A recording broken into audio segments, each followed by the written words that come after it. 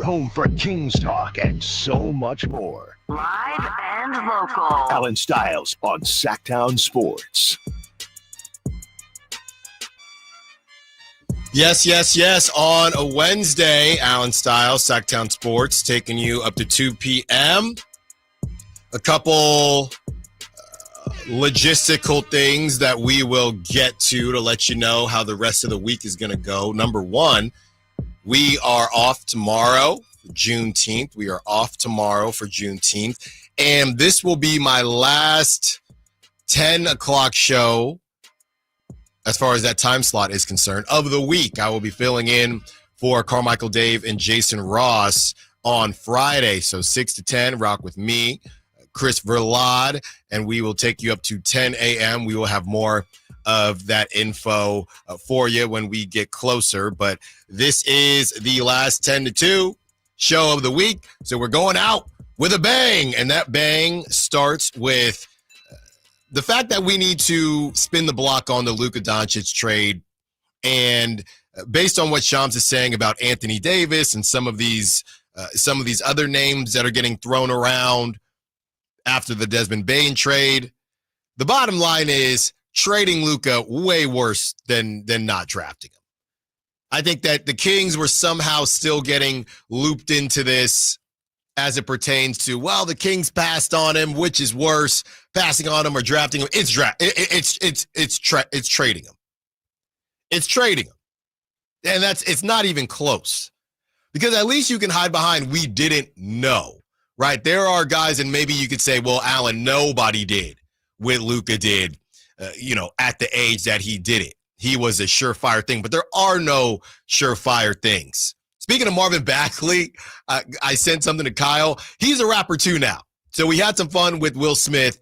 Marvin Bagley III put out a song. I'll be honest with you. If you didn't know it was Marvin Bagley, it's not that bad. It's kind of a hitter. So I tasked Kyle with editing that, and we'll see if we can get to it at the end of the show. All right. It's really not that bad, and if you're comparing it to Will Smith, then Marvin Bagley might be the next Tupac. So you skip on Luka, you draft Marvin Bagley III, and that's bad. But trading him after knowing what you had, and hashtag what did Nico know, knowing what you had, and then trading him, to me, that's worse. And we're going to hear from Shams, we're going to hear from Sam Amick throughout the show. When you hear some of the numbers that are being thrown around for the number of first rounders that you could get for an Anthony Davis type of player, guys like that, and you look back at what the Mavs got for Luka, there is no question it is worse. And I know I might have purple lenses on, but it is worse to have traded Luka. And we could caveat it on top of that.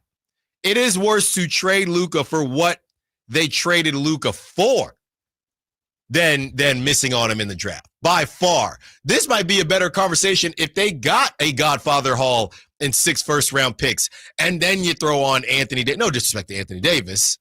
So maybe you throw on Austin Reeves, something like that. But for what they got, shout out Max Christie and Anthony Davis, it's not a question, man. The Desmond Bane deal, to me, just closed that book. It closed that book for me. So it's a bit ridiculous, some of the things that we've been hearing here. As far as the show and what we got for you today, I was able to pull it off. And Chris Persianen of Clutch Points, who wrote the Malik Monk story that dropped yesterday, he's coming up at 11 o'clock, all right? He's coming up at 11 o'clock. We're going to ask him about Malik Monk.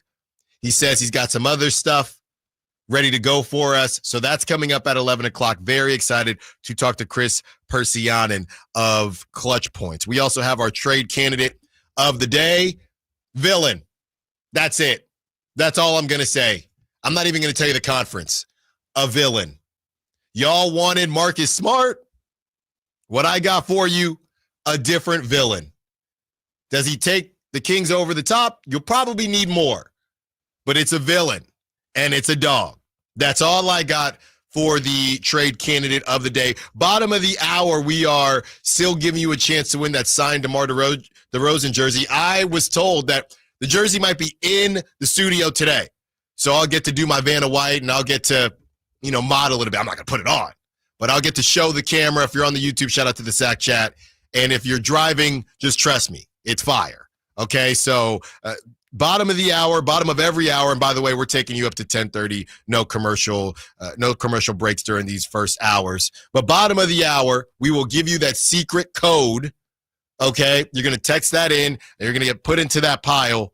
And the more you text in, the more chances you have to win. I was talking to our promo team earlier this morning, and I'm like, hey, is there the best way for somebody to win it? They said, just keep listening, man. Just keep listening. So bottom of the hour, 10:45, we will make sure that we give you that secret code for today. We also, at 12 o'clock, have the full roundtable. I know, it's been a long time. Shouldn't have left you. But Frankie Cardicelli had a kid, and he's been really busy. That's what we do. So 12 o'clock, we got the Kings roundtable, talking to them about everything we learned from clutch points and some of the other rumors, the DeMar DeRozan Heat rumor, things like that. So we're breaking all that down. We got Rafael Devers' debut and that beautiful double that he hit to Triples Alley. We don't need him doing too much. The double is fine. And why in the world Tyler Fitzgerald was sack bunting in the fourth inning as the 8-hitter with a backup catcher, Andrew Kisnick, coming up to the plate. I don't understand it. It really drove me insane. Fourth inning, the 9-hitter up, who's the backup catcher?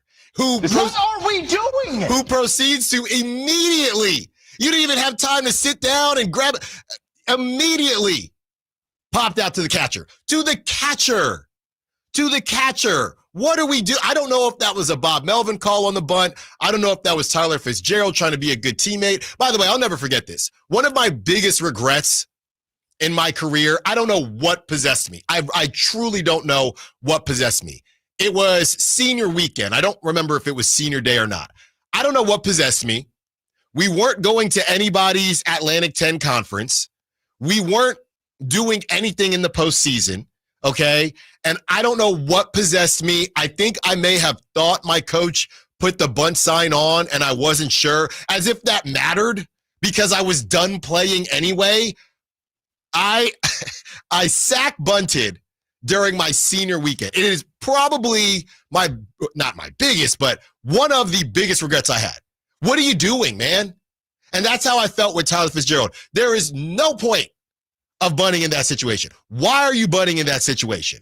Also, the A's are back to getting their doors blown off. What was it, 13? How many do the A's have the most innings accumulated of position players pitching? It's either them. They have to. It's either them or Kike Hernandez. I'm saying just innings played with position players pitching. The A's have to be the one team associated with the most of the games. I don't even know if you can look it up, but I turn on the A's after the Giants lose, and it's just, what is going on there? And they're done lying, apparently, or if they are lying, it's so bad they can't even lie enough. And John Fisher, everything that's going on with San Jose Earthquakes, we might get into some of that as well. But the A's with the new low for attendance at Sutter Health Park. It's getting hotter, and people are not trying to sit out there for a team that is 12 games back. I look, like I said, I think that there are so many fans out there that are fair weather fans. And I don't hate on them. I never would. If the A's start winning, it's not that hot. The A's start winning, we can find some shade. But you're losing 13-3, whatever the case is. It was 13-3 last night. Okay, you're losing like that. That's a problem. That is a problem. So the A's, they get their doors blown off. I do want to spend some time also towards the end of the show. Yeah, it's time to talk about the Caitlin Clark thing. We have people, we had a conversation, I think it might have been, I don't know, beginning of baseball season, where we said, is Caitlin Clark bigger than every baseball name outside of Aaron Judge and Shohei Ohtani. And honestly, you could make the argument for Aaron Judge. I'm just not going to make the argument for Shohei Ohtani because he's global. But you can make the argument for Aaron Judge. Now you have people saying, we don't need to talk about MLB players. We can talk about NBA players. How many NBA players have bigger names than Caitlin Clark right now? Steph? LeBron? Are there any that are just, you can't argue it? Are there any others where you absolutely cannot? Yeah, Allen, come on. Cade Cunningham, come on, Allen. Jason Tatum, come on, Allen. Are there any other names outside of Caitlin Clark, outside of LeBron James and Steph Curry that you can, without a shadow of a doubt in the NBA, say are bigger names than Caitlin Clark? Maybe James Harden because he's really beloved globally. Do we count Kevin Durant? I would put Kevin Durant, but I don't know if I would put Kevin Durant, but that's probably the line. Yeah, because those are the three stars of their generation. And LeBron's probably a generation before them, but those are the three people we associate as the three best players in the NBA from a generation ago. I think the next closest one is Giannis, and I don't think Giannis, despite the fact that he's in a lot of commercials, I don't know if Giannis is as famous as Caitlin Clark. We'll talk about it later, but I did like an unofficial count during Game 5 of athletes in commercials during the NBA Finals. I kind of stopped around halftime, but it was like Caitlin Clark 3 times. Yeah, I really don't see Giannis in that many commercials. I'm gonna be honest with you. He pops up. He was in. It's just weird ones. He's like in a motor oil commercial and like for Workday and like his brother was in it. Anyways, it's like Caitlin Clark, the Shai Gilgeous-Alexander AT&T commercial with Chet and Jalen, Lamar Jackson, and the New Balance with Shohei Ohtani and Coco Gauff. Like that, Caitlin Clark was in 3 commercials during the first half of the NBA Finals. So I don't know, the WNBA, I mean, last night, and we didn't spend a ton of time on the RG3 of it, but the WNBA, their players, this whole, hey, it's time for us to, you got to earn your way in the league. It's completely idiotic. It's completely idiotic. And it stinks because there are people defending Caitlin Clark that do have ulterior motives, but I can't really sit there and argue a lot of what they're saying because it's idiotic. Okay, Marina Mabrey, I mean, just completely shoved Caitlin Clark to the ground. Do y'all not like money? Do you not like people caring about your sport? Sometimes it's not about the me, it's about the we. Or sometimes it's about the she. As in Caitlin Clark is trying to take you to the promised land. I'm not saying be easy on her. I'm not saying not give her a little something. But when it comes off like you are actively trying to hurt her or harm her for no apparent reason, this is not hockey. The Stanley Cup, shout out to the Florida Panthers. Apparently Florida, who would have thought, Florida runs the NHL between the Tampa Bay Lightning and the Florida Panthers. This is not hockey, okay? You don't need some bruiser to knock over Caitlin Clark. You have to understand where your sport is. And I know, Michael Jordan, they were tough on Michael Jordan too. Sure, fine, if that's how you want to go about it. But there's also a line, okay? And the line that you continue to cross for no apparent reason is just ridiculous. It's ridiculous. And like I said, hustling backwards, do you not like money? I don't understand it.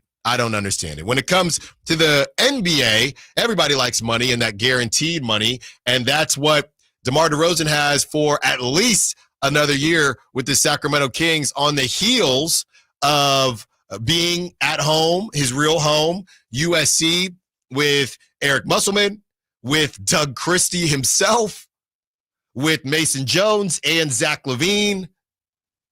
And that's all we know that was there.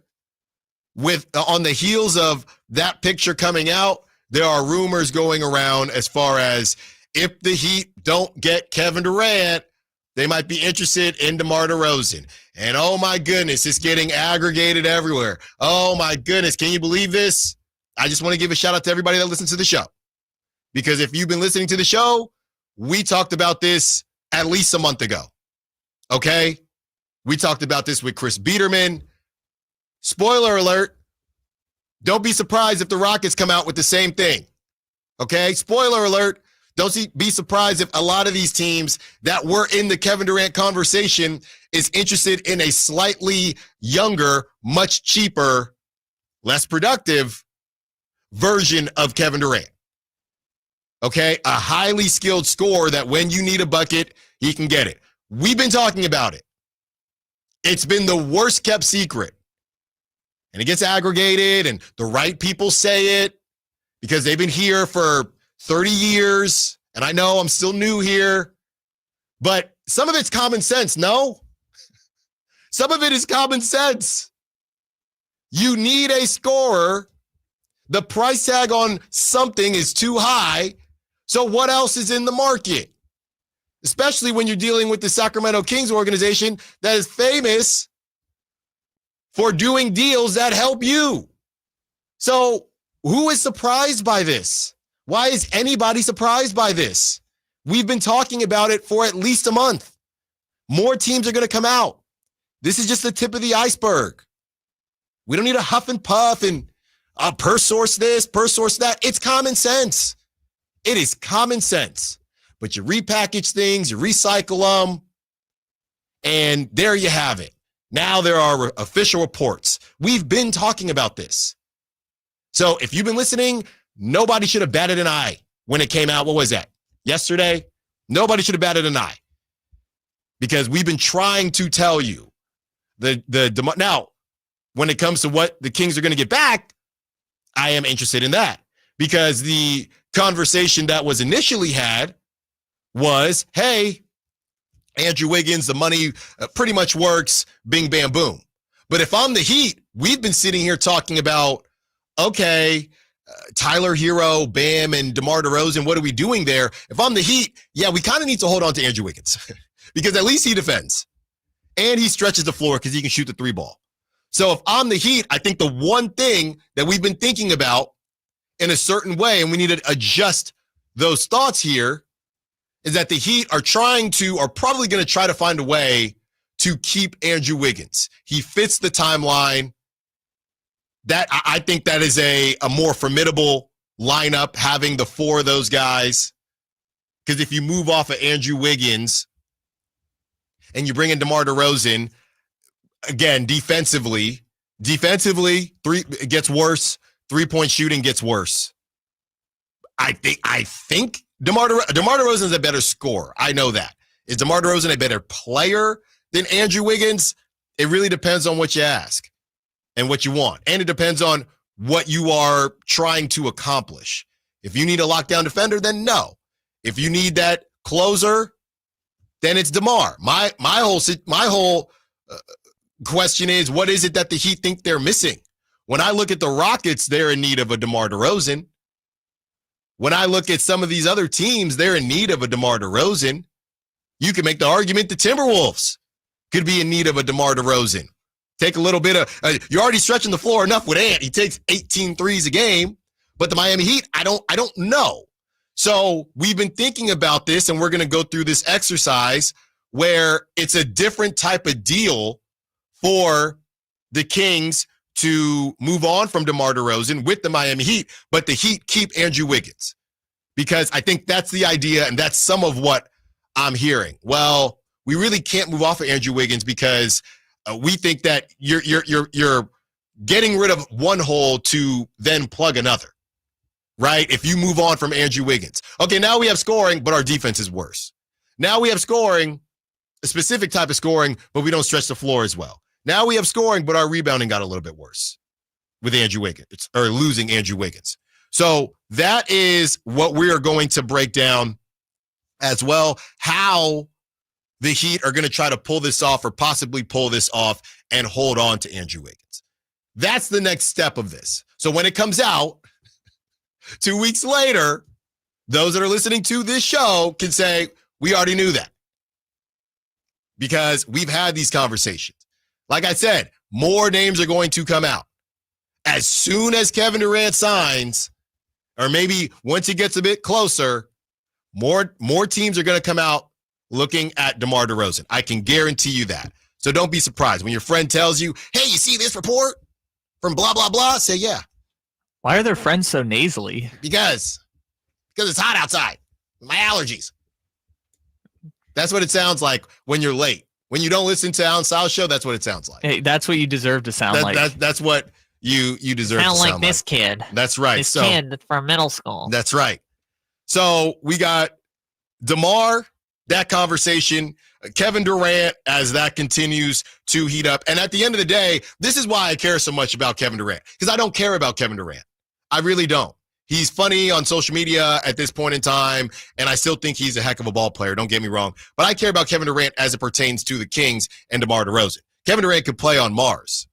Okay, we just need that chip to kind of fall. And I know there's still some conversations being had about Giannis, but feels like that one's almost done. I read a report this morning that said that Giannis and the Bucks are looking at free agents. And again, that's what we doing. We looking at free agents. Oh my goodness. Okay, Bucks. They don't really have a choice though. And again, they're saying the quiet part out loud. Giannis wants to stay. We're going to do our best, but there's only so much we can do in this landscape. But we're going to do our best. We're going to try to win with Giannis. There's only so much we can do because of our current situation. And we have, what, 110 million on the books, and half of that will not be playing next season? Well, you could take it a step further and say they have $80 million of contracts completely underwater because Damian Lillard's not going to play at all next year, and they wish Kyle Kuzma would not play at all for them next year. So you got Kyle Kuzma, who he's on our first team, all terrible PR. He went from best PR. This is what happens. I'm telling you, Nets and Cam, I do not think Cam Johnson will put himself in this position. But basketball-wise, life comes at. This is what I told Toddler Styles at Hibachi. Life comes at you fast with the flames and the volcano onion. You don't know what's happening. I will say though, like some of us in the dorks who are listening to nerd stats and all the stuff like that, like the Bucks would have been better off with just no Kyle Kuzma last year. Like he was so bad for the Bucks last year that they would have been better off just not having him on the team. This is what we keep saying. So go ahead, don't move. Okay? Don't move anybody. Okay?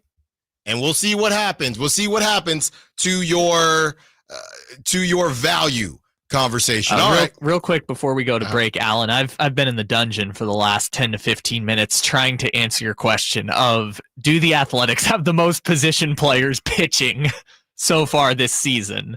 And I can confirm that the Athletics are tied for second in terms of position players that have thrown the most innings so far this year. The only team ahead of them is the Dodgers. Well, is that from the Dodgers blowing out Yes, from the teams? Dodgers crushing teams. They've pitched 5 2/3. The Athletics have pitched 5, and the Twins have pitched 5 innings of position players so far this year. So it is pretty close to answering your question. They are right neck and neck with teams that are on the other side of blowouts. The Athletics are pitching all their catchers when they're getting blown out. These other teams are pitching their starters or their position players when they're killing teams.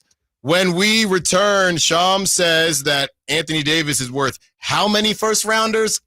If he's worth this, you know what I'm going to ask. Allen Stiles, Sacktown Sports. Sacramento weather is brought to you by the Roseville Auto Mall. I'm Tamara Berg in the KCRA 3 Weather Center. It's Wednesday. It'll be bright and warmer today. Even the morning feels a bit more mild as you head out the door. Into the afternoon, sunny skies, light winds, highs in the upper 90s to about 102 across the valley. Get the latest forecast on the KCRA 3 News and the KCRA 3 app. The Roseville Auto Mall is Northern California's ultimate destination when looking for your next vehicle. Find the largest selection with 20 top brands. And don't forget Dad this Father's Day or that grad in your life. We've got you covered at the Roseville Auto Mall, driven to be the best. This is the story of the one. As a lineman, he does whatever it takes to keep the power on in his community. And he wants a partner like Grainger, who does the same.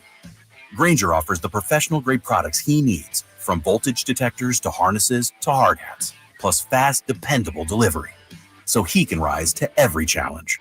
Call 1-800-GRAINGER, click Grainger.com, or just stop by.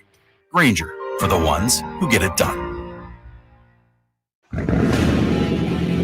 Keeping your engines healthy means protecting them in season and out. Experts trust Stable to do that. And third-party testing confirms it. Stable is the industry leader in preventing fuel-related issues, no matter if you use it in your car, boat, or outdoor power equipment. In season or out, at every fill-up or when you store, start with Stable. This is the story of the one. As a lineman, he does whatever it takes to keep the power on in his community. And he wants a partner like Grainger, who does the same. Grainger offers the professional-grade products he needs, from voltage detectors to harnesses to hard hats, plus fast, dependable delivery, so he can rise to every challenge. Call 1-800-GRAINGER, click Grainger.com, or just stop by. Grainger, for the ones who get it done. This message comes from Viking, committed to exploring the world in comfort. Journey through the heart of Europe on an elegant Viking longship with thoughtful service, destination-focused dining, and cultural enrichment on board and on shore. With small ships that bring travelers closer to the destination, there's more time to explore. And every Viking voyage is all-inclusive, with no children and no casinos. Discover more at Viking.com. Celebrate the baseball legacy of legendary Major League manager Dusty Baker on Friday, June 27th with the Sacramento River Cats. The first 2,500 fans will receive a bobblehead of Sacramento's own Dusty Baker. Enjoy an exciting baseball game and take home a piece of history with your very own Dusty bobblehead. It's a night packed with fun, baseball, and memories on Friday, June 27th, so don't wait. Grab your River Cats baseball tickets today before they're gone, only at rivercats.com. Get ready for a night out with Jordan Davis. It's Country in the Park 2, Saturday, September 13th at Cal Expo. Along with the special guests Mitchell Tenpenny, Low Cash, Vincent Mason, and Avery-Anna. Make it a family day out with food trucks, games, dancing, and more. Saturday, September 13th at Cal Expo with Hoblet Chrysler Dodge Jeep and Ram Center. Tickets and info at CITPFest.com. Whitey here for Napoleon Grills, reminding you that when buying a new grill, every detail matters. While supplies last, you'll receive a $149 gift with purchase on every new Napoleon Prestige stainless steel grill. The kit even includes a pizza lover starter kit and much more. And now up to $79 off Napoleon Rogue models. Napoleon grills are built different, built better, built to last, with a lifetime warranty and premium steel that boasts amazing quality. Visit Green Acres Nursery today for your best selection of Napoleon grills and accessories. The high-pitched panic guy who says, "Are you serious right now? This is ridiculous!" is nothing new. That's why Big O is replacing car worries with great deals during our Big O Worry Less-a-thon. Now through June 22nd, buy 3, get 1 free on 4 select in-stock Big O branded tires with installation purchase. Plus, you'll get our ProTech Plus warranty for free to put future maintenance worries to rest. It's the Worry Less-a-thon, now at Big O, the team you trust. Installation required. Disposal fees and shop fees extra where permitted. See store for pricing. Eligibility may vary. Not valid with other offers. Hagen Oaks wants to be your go-to total golf game fitter. Try the TrackMan experience, the very best technology to fit your metal woods and irons. The new cutting-edge putter fitting studio with its $30,000 worth of technology is ready for your fitting. Hagen Oaks will help you find the best putter for your game. Hagen Oaks offers more technology, more choices, and more service. Schedule your fitting at the Hagen Oaks Player Performance Studio by calling 916-808-2531, 808-2531 for more.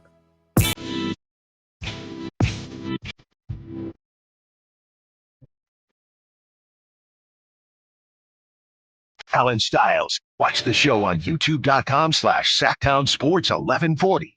Or listen on the Sacktown Sports app. Couple different stories coming out. Tampa Bay Rays in advanced talks to sell the team. A group led by Jacksonville home builder Patrick Zalupski. So that's been something. The Rays haven't been in the same conversation as the A's, and the difference is Major League Baseball wants them to stay in Tampa Bay. That's the biggest difference between the two situations. Yeah, Major League Baseball was pressuring Sternberg, who owns the Rays, to sell. Yeah, and it looks like we are moving towards that quite quickly. Also, in the football realm, you have a deal. The Baltimore Ravens, they love it, man. The Baltimore Ravens have now signed former Packers cornerback Jair Alexander. And the Ravens, they love, hey, whatever juice you got left, come on down. Let's see if you can still rock with us. So that is the situation. This is from Adam Schefter. Former Packers cornerback Jair Alexander signed a 1-year, $6 million deal with the Ravens. He turned down more to be in Baltimore with former college teammate Lamar Jackson. So not the same as when they signed OBJ at the very end. Obviously, he's turning down money. He's still got a good bit left in the tank. So we'll see what happens. The Ravens, to me, man, and I'm not going to get off topic here, but it's just always something that goes wrong with them. Why are you so against the Ravens? Because something always goes wrong. They have an injury at the worst time. Nick Andrews forgets how to catch a football at the worst time. You keep doing that with him. Because every time I watch him in the playoffs, he does that. No, I'm saying you keep calling him Nick Andrews, your friend. Hey. Your friend from, baseball? My friend from Hawaii. Yeah, your friend Nick. You keep calling him Nick Andrews. Hey, well, and maybe he's listening. But yeah, they either fumble the ball at the goal line. Andrews. They're both 4 letters. They both end with K. Oh, yeah, I guess Nick. There's different ways to spell Nick. Maybe if he had caught it, I wouldn't mess up his name. How about that? Sure. And by the way, he also had a ball go through his hands in the playoffs like 6 years ago, and he's still around. Just bad things happening. Zay Flowers fumbles at the goal line. Yeah, that's what I'm saying. Something. You're just assuming something bad. Lamar threw a pick 6 in the end zone one time against the Bills. That's what I'm saying. It just never breaks their way. Jair Alexander. So we will see what happens there. It's football starting to heat up, and I'm excited about that, but also excited about the market right now for the NBA. And Shams was on Pat McAfee. He had this to say about Anthony Davis, just really the market right now and what Anthony Davis would be worth. Here it is. Q Rich, right? Like last year we saw Mikal Bridges go for, 5 first-round picks. And the Nets got Bojan Bogdanovic. Bojan Bogdanovic was not a player for the Nets this season. Like he was a non-factor. So they got those 5 first-round picks. In this case, you give up Desmond Bane, you get 4 first-round picks and a swap. And at that point, you get 2 players that you feel like can help you now a little bit. But they're doing the deal because of the haul of the draft picks. You think about Luka Doncic and that Anthony Davis trade. If you put Anthony Davis on the open market right now, he's fetching you 4 or 5 first-round picks right now. So I think it's about, do you want to trade for the player or do you want to trade for the picks? Anthony Davis, 4, 5. I mean, look, he has to, right? He literally has to. I'm listening to the Drive guy, and I text Jay. I'm listening to the Drive guys yesterday I was on the way back from the vet, and I'm listening to the Drive guys, and they said that there is not a player on the Kings that would get the haul that Desmond Bane would get. I just refuse to believe Domantas Sabonis is not worth that. And I'm not even sitting here saying that Domantas Sabonis is I was going to say all that in a bag of chips, but that would have sounded really old. But that's what I'm going to say. Yeah, no, because again, I don't know why everyone's framing it like they got 4 unprotected first-round picks, okay? They got 3 first-round picks. 2 of them are not going to be that good, and they got 2 pick swaps, one of which might actually be really good if the Wizards and Suns both win the lottery next year. But they didn't get this crazy, like, Rudy Gobert-style package for Desmond Bane. But it was still an overpay because Desmond Bane's not as good of a player as Domantas Sabonis, obviously. But they were set, and I literally text Jay. And I text Jay, I said, dude, what are you guys talking about? Okay. I said, Jay, yes, they are paying that much for Sabonis. They would get that. Come on, man. Jay says, nah, I don't see it. 4 first rounders and a starter. Got to see it to believe it. how did we talk about PR all the time? How did how did Domantas Sabonis' PR? Actually, I do know how, but how did it happen within Sacramento this quickly? Well, no, I think people just don't think other teams would want to trade for Sabonis for whatever the reasons are, which I disagree with, but I understand why rational people would come to the assessment that he is a very specific skill set that only works on a certain number of teams. That's fine. Are you agreeing with them? No, of course not. Domantas Sabonis would obviously go for 4 first-round picks. They're not even good first-round picks either. I'm just saying. Orlando's first this year is the 16th pick in the draft. We've talked about this before. If you're picking between 10 and 30, you got like a 50-50 shot that player's going to become anything, right? That player could be the next Jet Howard, or that player could be the next Devin Booker, or anywhere in between. So you got a 50-50 shot that player's going to become something in the first place. The 2028 Magic pick, I promise you they're going to be in the playoffs in 2028. 2030, I don't know. But 2 of those first-round picks are not even going to be that good for Memphis. And we've talked about it before. First-round picks become less valuable as soon as they leave the lot, right? As soon as you make the draft pick, that first-round pick decreases in value. Now, when that player becomes the next Devin Booker, obviously you've just hit on a star in the mid-teens, and now everyone wants to keep making first-round picks with the hope that they will draft the next Devin Booker, or they will draft the next Tyler Hero in the middle, or the next Tyrese Halliburton in the middle of the first round. But that's a lot of teams don't. And like a lot of those players become Dalton Connects or Kyra Lewis Jr.'s, or just guys who kind of float around the NBA, which is not really worth trading Desmond Bane for. Yeah, to me, I see this and it's just very simple, right? You're looking at a guy that you have locked in for a number of years here. Maybe you think it's a slight overpay, but I think Desmond Bane is a slight overpay. It's more about, is there a team that feels like they're missing the skill set of Domantas Sabonis? When I'm looking at the Pacers, right? The Pacers, you had Kevin O'Connor bringing up that the Pacers, outside of a couple bright spots, Miles Turner actually hasn't been that good for the Pacers. And we talked about, okay, what do they need to upgrade it? Now, obviously, it would be hilarious because Domantas Sabonis was traded from the Pacers, but would you look at that? And I'm looking at the comments, right, immediately. So I'm looking at the comments because it's mostly Pacer fans, some just NBA fans, basically trying to figure out who would be that quote-unquote upgrade from Miles Turner. And Domantas Sabonis' name did not come up.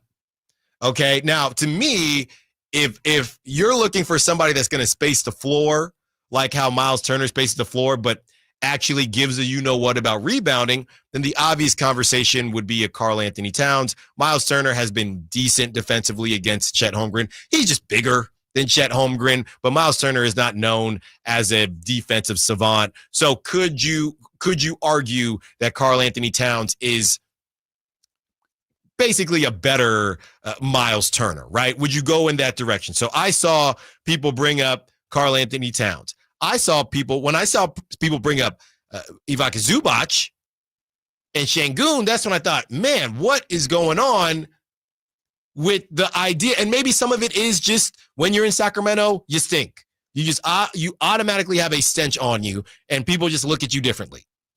And when you leave, you basically get the proverbial shower, and people look at you differently. I can't wait. We saw it with Harrison Barnes. Harrison Barnes was a 3-and-D master when the Spurs got him. A 3. How could they give up on this? He's got the defense and 3 just because he left Sacramento. And we're going to see the same thing with De'Aaron Fox this next season. So maybe that's part of it. But I'm looking around and say, okay, so would the Pacers go back to the well and say, hey, you want to do some business again? Go Miles Turner and whoever for Domantas Sabonis? I don't know. They've already kind of been there and done that, though, right? Not with Tyrese Halliburton. Not with this squad. I just don't think they want to go back to the well. My point is you start looking around, and the other thing is that's why allegedly Siakam didn't want to come out here because he didn't think it would work with Domantas Sabonis. So I think in that mold, they would maybe say, fine, if we think we're close, do we want to pay Karl Anthony Towns $60 million? Now, you'd have to figure out what the Knicks get back. That's not my problem. Right. Let's make it Bam Adebayo, right? Sure. Because would the Knicks or would the Pacers consider making a drastic change to their group to try and make an upgrade at that position? Right, but that's what I'm saying. I don't care about Bam Adebayo. I'm saying I'm looking around trying to figure out Domantas Sabonis is worth something, right? And we can make the argument that Desmond Bane was worth what he was worth to the Magic. When I look at Domantas Sabonis, I don't, as much as I want to disagree, the argument isn't what Domantas Sabonis is worth. I'm still standing on business and what I sent to Jay during the drive, guys. The argument is because of, and this is what you talked about, Kyle, because of his skill set, right, and how specific it is, I'm looking around the league right now. If Scott Perry says, I'm shopping everybody. And today, just like Allen's trade candidate, today, I'm shopping Domantas Sabonis. And I start making calls, and we can go down the NBA teams who is missing. Because I saw DeAndre Ayton's name come up, right? And he's getting paid less than Domantas Sabonis. But again, he fits more so into a mold. He hasn't been great, and he's been in Portland, so who cares? But I start looking around at this different teams out there. I think, honestly, you could argue a Golden State Warriors could at least think about it, but they can't pay him. Sure, but just because we say there's like a limit in the teams that would be interested in acquiring him doesn't mean there's none. I'm not saying there's none. I'm trying to figure out how many there actually are. I can give you a half dozen off top. Memphis, Toronto, Portland, Golden State, potentially Orlando based on what they want to do. Why would Portland want Domantas Sabonis? I'm saying if you're trying to build around Scoot Henderson, sure. Sabonis for Ayton, Klingon, whatever, in draft picks, I think it makes sense from a fit standpoint. I'm not saying like would Portland want him. I'm just saying there's a bunch of teams from a fit standpoint that it still works with. There are a lot of teams that I think would be willing to make the move. Obviously, a lot has to come into it. And whether or not you feel like Domantas Sabonis would, quote unquote, take you over the top. I was listening to the Drive guys, and I just couldn't believe that they didn't think that Domantas Sabonis, that was the obvious thing. And, it's kind of funny when I listen to radio, just because now that I'm on the radio, so I'm in the car, and I just text Jay, but I'm yelling at them saying, Domantas Sabonis is worth that. He's worth that. And I'm not even sitting here saying that he's that dude, but Desmond Bane ain't that dude. They just found the right team. And that's all that ultimately matters. When we return, on the other side, we get the full update from Sam Amick, and we get those that secret code if you want to win that DeMar DeRozan signed jersey. Allen Stiles, Sacramento Sports. This is the story of the one. As a safety manager at a manufacturing plant, he does everything he can to keep his coworkers safe. From finding ways to reduce risks to keeping safety supplies in stock. And for that, he relies on Grainger. Grainger offers a broad range of quality products and next-day delivery, so he can always play it safe. Call 1-800-GRAINGER, click Grainger.com, or just stop by. Grainger, for the ones who get it done. Diabetes, high blood pressure, anxiety meds, everyone's on them. If you're a 50-year-old male, maybe a bit porky, and you may even have type 2 diabetes, $1 million of term insurance may only cost you about $200 a month. Call Term Provider. Speak with Big Lou at 800-444-9336. Big Lou will find a term life policy for you even if you have type 2 diabetes, are overweight, or have high blood pressure. Term Provider has helped thousands of people like you who think they can't afford term life insurance. To buy $1 million of affordable term life for you, all you need to do is call Call Big Lou at 800-444-9336. Lou will make sure the scales are tipped in your favor. Call 800-444-9336. Big Lou will answer your call and work to fit you into a term life policy that you can afford. Remember, Big Lou's like you. He's on meds too. Call 800-444-9336. 800-444-9336. Whoa, it's you, the Capital One Bank guy. That's what they call me. Mind if I get a selfie? Yeah, sure thing. Say no fees or minimums on your Capital One checking account. Wow, that's a keeper. So, where are you heading? I'm off to spread the good news that Capital One helps people keep more money in their wallet with no overdraft fees. Oh, you're the best Capital One Bank guy. Hey, mind if I get a selfie? Sure. Say, Capital One, what's in your wallet? Terms apply. See CapitalOne.com/bank for details. Capital One NA, member FDIC. When you're hiring, have you ever felt like you're missing out on meeting great candidates? Well, they're not hard to find when you go to ZipRecruiter. ZipRecruiter helps 10 million people with their job search every day. People who are actively looking for jobs like yours. So it's easy to find the right person fast. 4 out of 5 employers who post on ZipRecruiter get a quality candidate within the first day. Try ZipRecruiter for free at ZipRecruiter.com/free. That's ZipRecruiter.com/free. With 25 award-winning years in Northern California, Ashton & Price is your local injury law firm. Pro attorney tip: if a firm presents it's local, but they're in LA, red flag. If your first consultation is not with a lawyer, big red flag. At Ashton & Price, your first consult is with a local attorney, and if serious injury prevents travel, a lawyer will come to you. Still not enough? George Washington's my uncle. At Ashton & Price, no red flags, just red, white, and blue.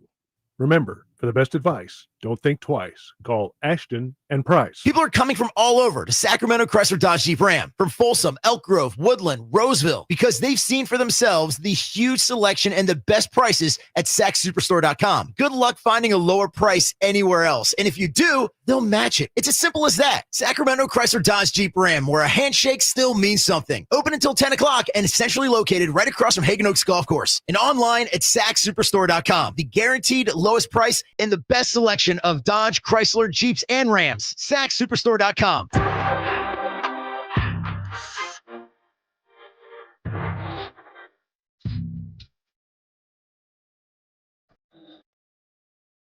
Live and local It's Allen Stiles. on Sacktown Sports. Chris Persianen joins us in 15 minutes. And man, oh man, I am excited to hear from him. Everything he has to say as far as Malik Monk and the Raptors is concerned, and anything else going around as far as DeMar DeRozan. Speaking of the Raptors, DeMar DeRozan as well. We are going to get to this. We are going to get to this Sam Amick sound. But first, the secret code for today, Golden, all caps, as in Golden 1. Golden, Golden, 916-339-1140. On the text line, 916-339-1140. Golden, in all caps, if you want to put in another entry towards that DeMar DeRozan signed jersey. Kyle, just real quick, you ever been in a spelling bee? When I was in 3rd grade, I was in the spelling bee. How'd you do? Not great, Alan. I was gone within the first 3 or 4 rounds. Couldn't even tell you what the word was that I lost with. My brother won the spelling bee, though, at our school when he was in 4th grade. Seems like your brother is better than me. Yeah. Yeah, no. I wasn't going to say it. Yeah, he is. Don't tell me he's taller, too. 6'5", baby. Oh, Lord. 6'5". See, man, growing up with sisters, I always wanted a brother, but at least if he was just a more swagged up version than me, I don't know how I can take that. My brother, better than me in every way. No, I don't know. I don't know if I would have done well with that. So it's 6'5". He was an all-city baseball pitcher. No. I didn't make it past JV. Went to UCLA. I got to UC Davis. I'll tell you what, though. I do feel like I would have been real enough with myself. I'm not going to name names, but I know people that their brother plays Major League Baseball, right? And has made a lot of money, right? A lot of money. And instead of just doing the thing and being the brother's manager, just being what was it in Entourage, Ari being a turtle type deal, whatever it is. This guy, I gotta be careful here, but this guy, because somebody might figure it out, but this guy is coaching somewhere in minor league baseball. And I'm thinking, and he's the older brother. I'm just thinking, dog, it's okay. Just ride. That's my little brother. Yeah, I would have been salty at first, but I'm your manager, bro. You're not going to find me in the middle of nowhere coaching AA baseball. Salty, but it's your brother. But that's what I'm saying. I think it's cooler. But that's what I'm saying. I'm rocking with him. I am not trying. What am I trying to prove by coaching minor league baseball while my brother is in the big leagues right now? Maybe this is just because my brother is awesome. By the way, my brother could have been at Omaha right now for UCLA, and it's a longer story, but he chose not to. But anyways, I think it's cooler that your sibling is doing amazing things than it would be for you to do those things like that. I don't know about that, but I'm just saying. Yeah, maybe I'm compartmentalizing because my brother is cooler and and taller and relatively speaking more successful than me at a young age. I'm just saying, if that's my little brother, I'm manager. Okay, I'm going to be Clutch Sports in this whole thing. I'm not going to be in North Dakota coaching minor league baseball to prove that I can do. No. No, you did the work for me. But you're not even secure in it. You're not even secure in the sense of like, oh, I'm going to be okay with my life. It's like, no, I'm just going to hitch my coattails to yours. That's right. Look, live vicariously through you. If one of my girls is the next Serena Williams, the other girl, hey, you can, and obviously if it was Venus Serena, it'd be different. But hey, if you don't got it, let's just all rock together. Okay, let's just all rock together. You don't need to, if you want to do your own thing, cool. But I better not catch you with a tennis racket. Don't do that. Okay, just go be her manager and stop messing around. All right, let's stop messing around ourselves and get to this Sam Amick sound as he's breaking down. Your segue strikes again. Let's get to Sam Amick and everything he had to say about Kevin Durant. Here it is. On the one hand, I'd be surprised if it got past the draft because that's been the messaging. On the other, as we wrote yesterday or 2 days ago, and honestly kind of enjoyed painting this picture, is like we're in phase 2 of the situation and the negotiations where, right out the gate, okay, it was established that San Antonio, Houston, Miami are his preferred destinations. And what we reported is that the Suns clearly don't like what they are hearing from those 3 teams and are looking at other situations. And that's where it gets stickier. Minnesota in particular is one where the Suns have been hoping that they could get the Timberwolves back to the table. And the reason the Timberwolves aren't at the table is because they don't want to do a Durant deal unless they are confident that Kevin wants to be there.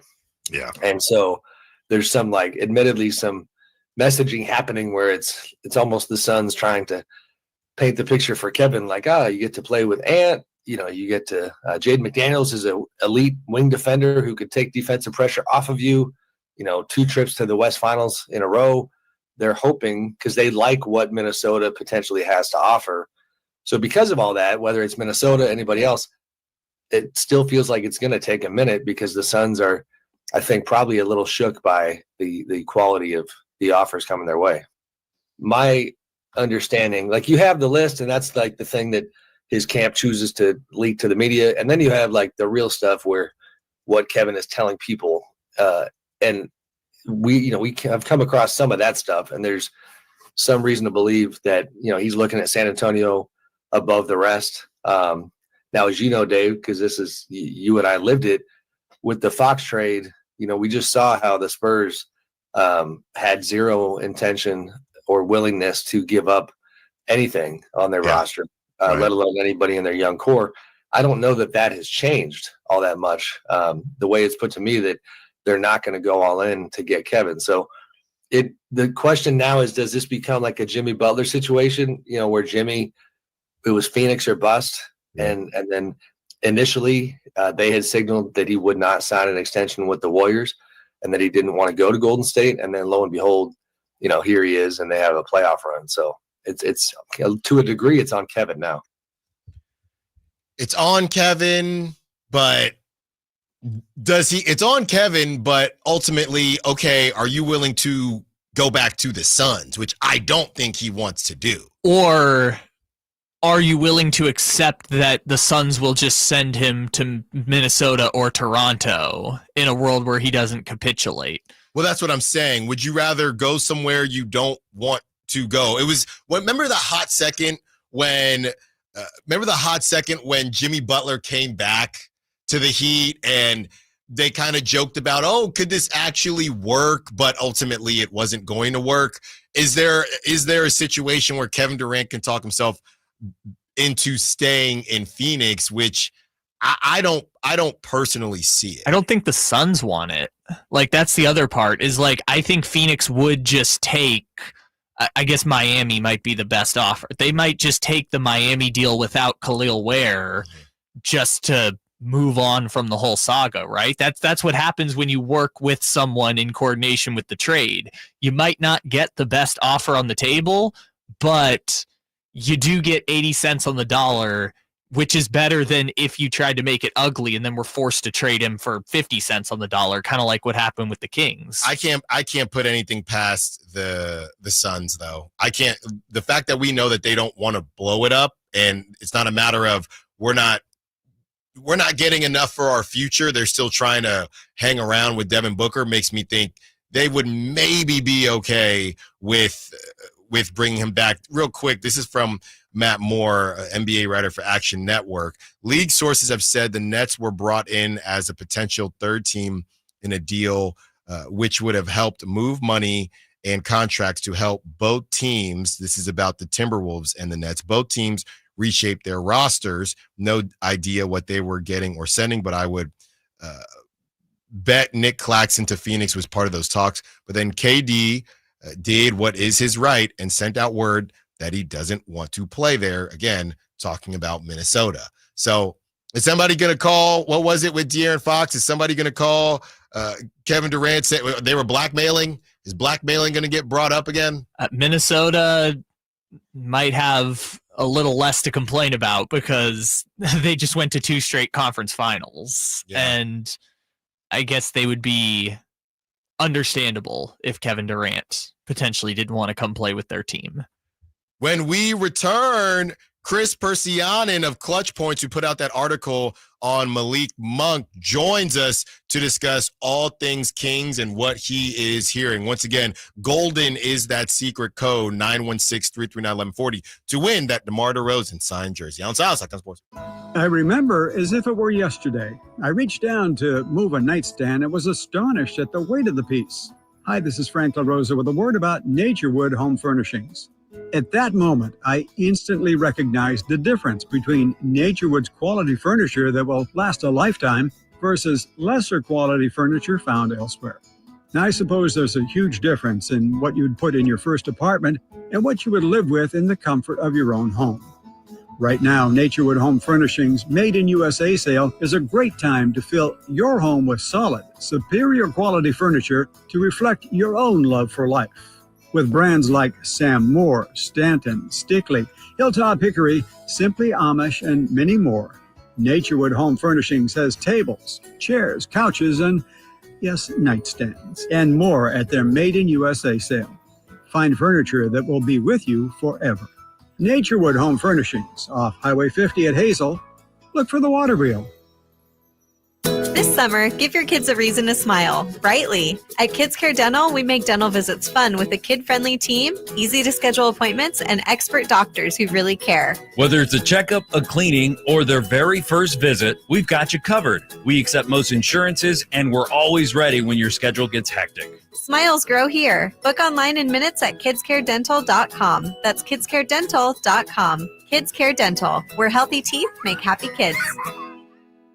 Hagen Oaks wants to be your go-to total golf game fitter. Try the TrackMan experience, the very best technology to fit your metalwoods and irons. The new cutting-edge putter fitting studio with its $30,000 worth of technology is ready for your fitting. Hagen Oaks will help you find the best putter for your game. Hagen Oaks offers more technology, more choices, and more service. Schedule your fitting at the Hagen Oaks Player Performance Studio by calling 916-808-2531, 808-2531, for more.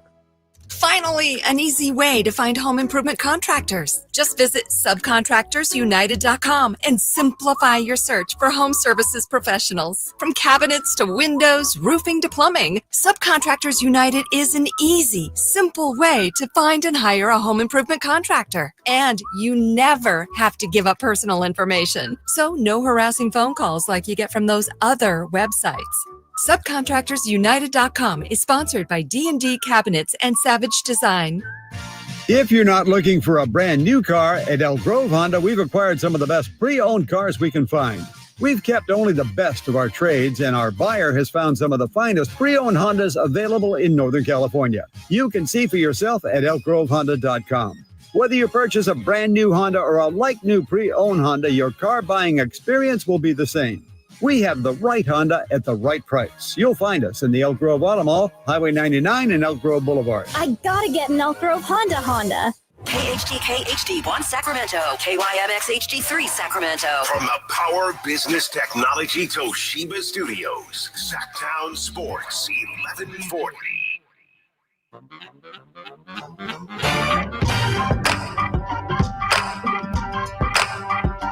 Your home for Kings talk and so much more. Live and local. Allen Stiles on Sacktown Sports.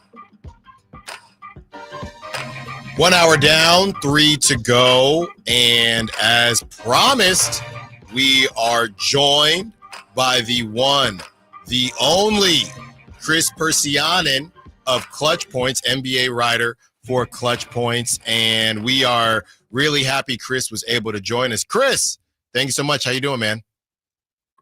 I'm good. Thanks for having me. Appreciate you taking the time here to chat. I'm definitely excited. I think the Kings are potentially one of the most, potentially one of the least exciting teams to watch this NBA offseason. Like, I really think there's a wide spectrum, and that unpredictability is ultimately why we watch sports. So if it's the offseason, we don't got games to watch, but man, the Kings are going to give us what we want in terms of not really knowing what's coming next, I think.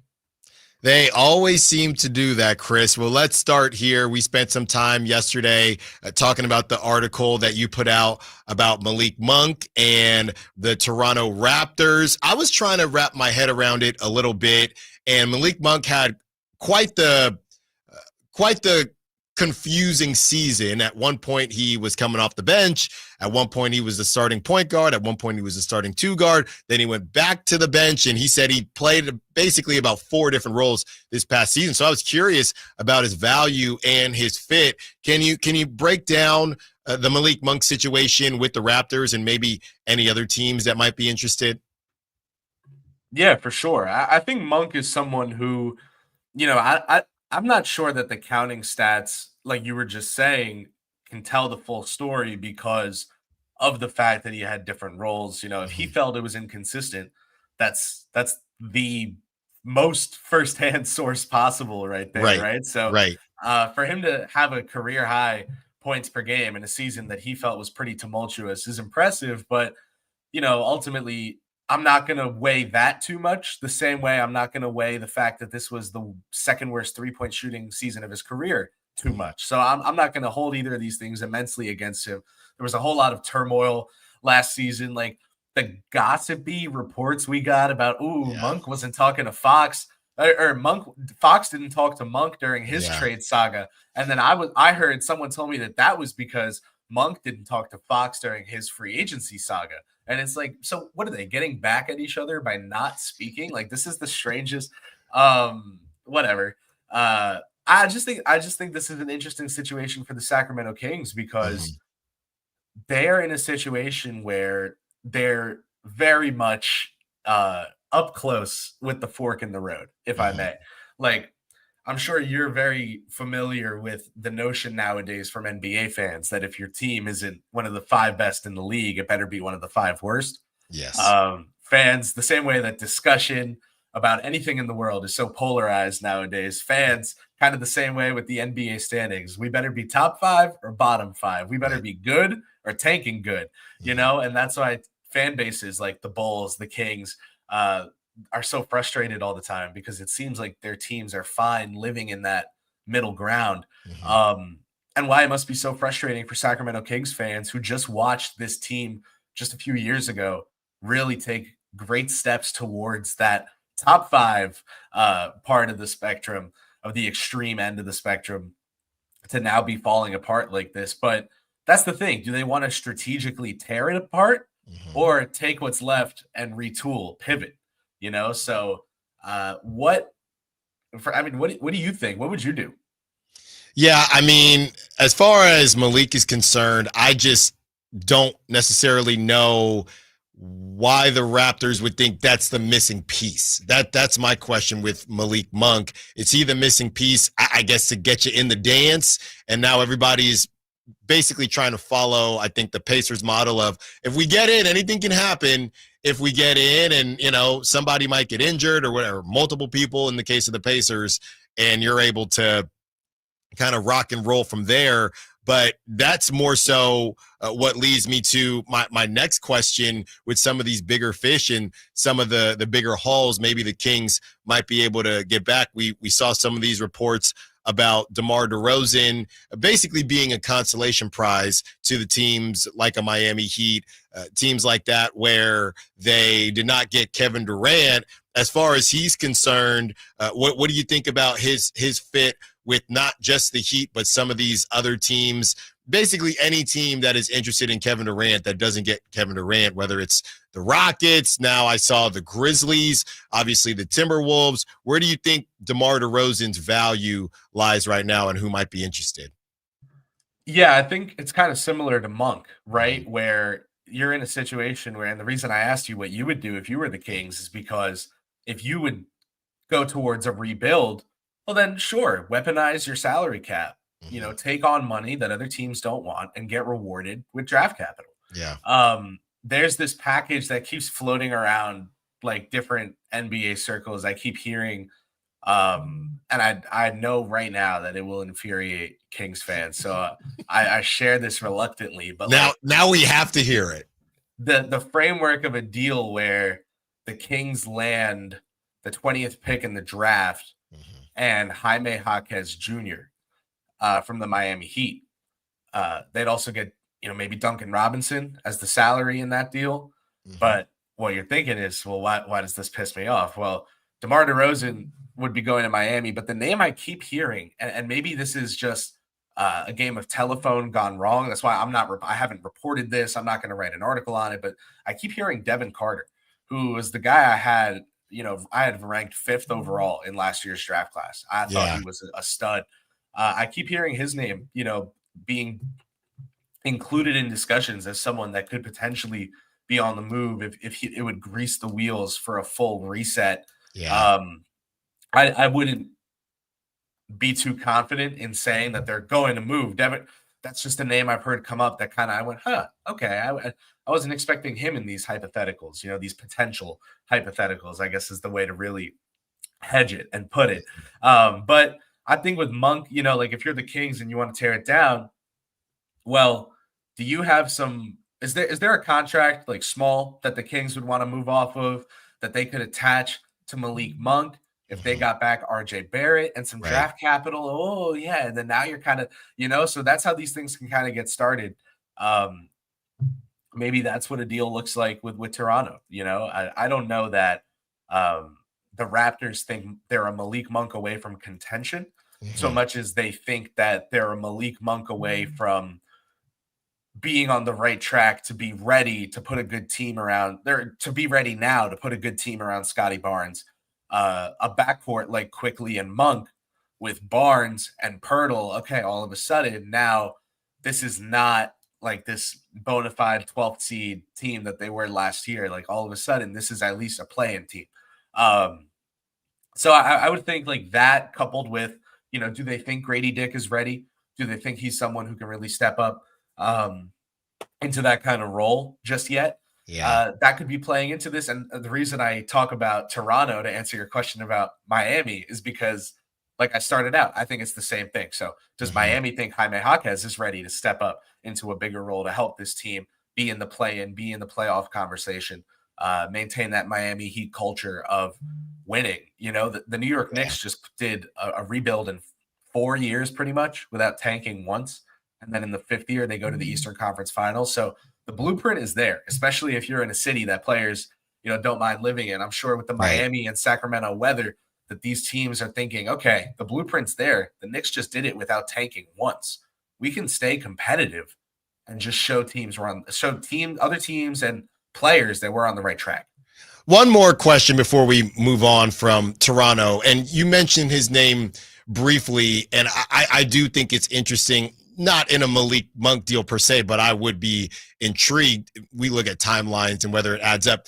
Yeah, what is the thought process with Grady Dick and the Raptors? What do they think he could be? Do you know what his ceiling is supposed to be? Is he an untouchable? I don't know what the Raptors, they have this young talent, and this is not just the Raptors. A lot of these teams, they get this young talent, and if they aren't good immediately, they're just not really sure what to do with them. Yeah, I mean, for the Raptors and Grady Dick, I would think them trading for Malik Monk being, potentially being in part inspired by them being worried that he's not ready for like a starting role or a 6-man role. Like, that's not a concern.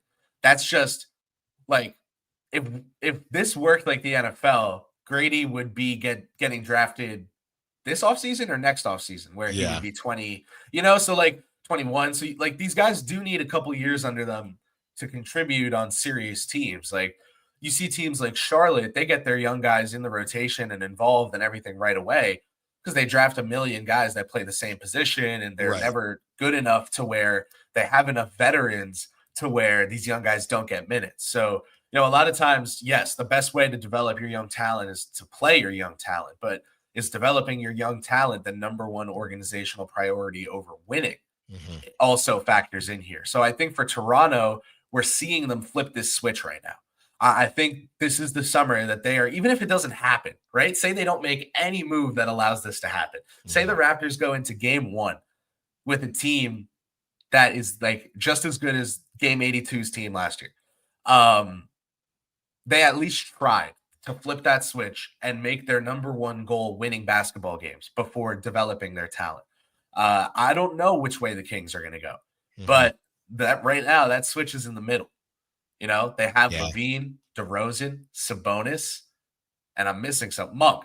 They have Levine, DeRozan, Sabonis, and Monk. That's a lot of shots. That's a lot of usage. That's a lot of passes. That's a lot of turnovers, rebounds, all that valuable experience going to guys who are not producing results that keep the team in the perennial playoff conversation.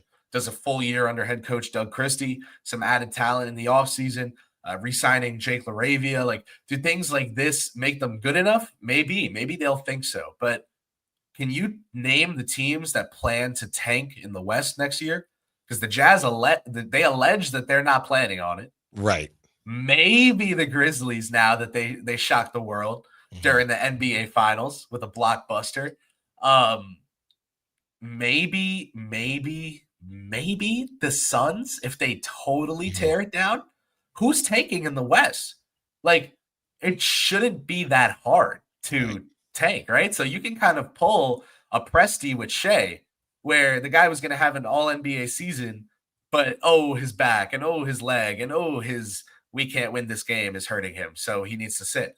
And maybe you see that. I don't know. I don't know what exact approach you see, but I think these teams now are all trying to kind of flip that switch or figure out in the Kings situation, in the Heat situation. I think the Heat want to flip it. Giannis rumors, KD rumors, whoever else rumors, if the Condor Clippers mascot was on the trade market, the Heat would be interested right now. Like, they feel like that kind of team. We'll see which way they go. Sometimes you want to flip the switch, but you can't actually find the strength with which to pull that lever. For the Raptors, that strength is Kevin Durant. For the Heat, that strength is Kevin Durant. So all of a sudden, one of those two teams at minimum, maybe both, get left hanging. And that's why you're hearing reports of, well, who's next? Raptors, Malik Monk. Heat, DeMar DeRozan. Like, my big takeaway from that is the Kings seem open for business. Yeah. Talking to Chris Persian, an NBA writer for Clutch Points. Chris, the first thing I thought when Desmond Bane was traded for the 4 first-round picks, and I know some of those picks are better than others, 2 rotation pieces in Cole Anthony and KCP. The first thing I thought, Chris, was what in the world Domantas Sabonis would go for in a deal like this. Now, it's been reported that the Kings are going to meet with Domantas Sabonis for clarity. Everybody needs clarity out here in Sacramento, Chris.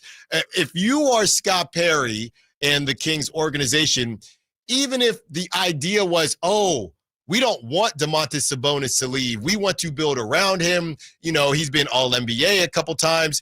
Do you see this Desmond Bane deal and say, well, hold on a second. Let's at least maybe keep the phone line open just in case somebody wants to give us a Godfather offer? Because plain and simple, I know he's older, but he's not that much more expensive. Plain and simple, Domantas Sabonis is a more productive player to me right now than Desmond Bane. Yeah, I think it's tough to make it so singularly angled, because it's like, okay, if you're a team that is good, but you're just so bad at rebounding and you don't move the ball enough, well, I think I know a guy that could help out. Right. But if you're a team that has rebounding and has a nice point guard that facilitates, like, okay, well, then you have some passing, you have some defense. Maybe you want to fit that mold better. Maybe you want the 3-and-D wing. So positional value, there's specific skill sets. I think both matter. Bane is kind of like the super prototypical 90s shooting guard, but built for the modern NBA. Right. And Sabonis is kind of like the modern NBA big.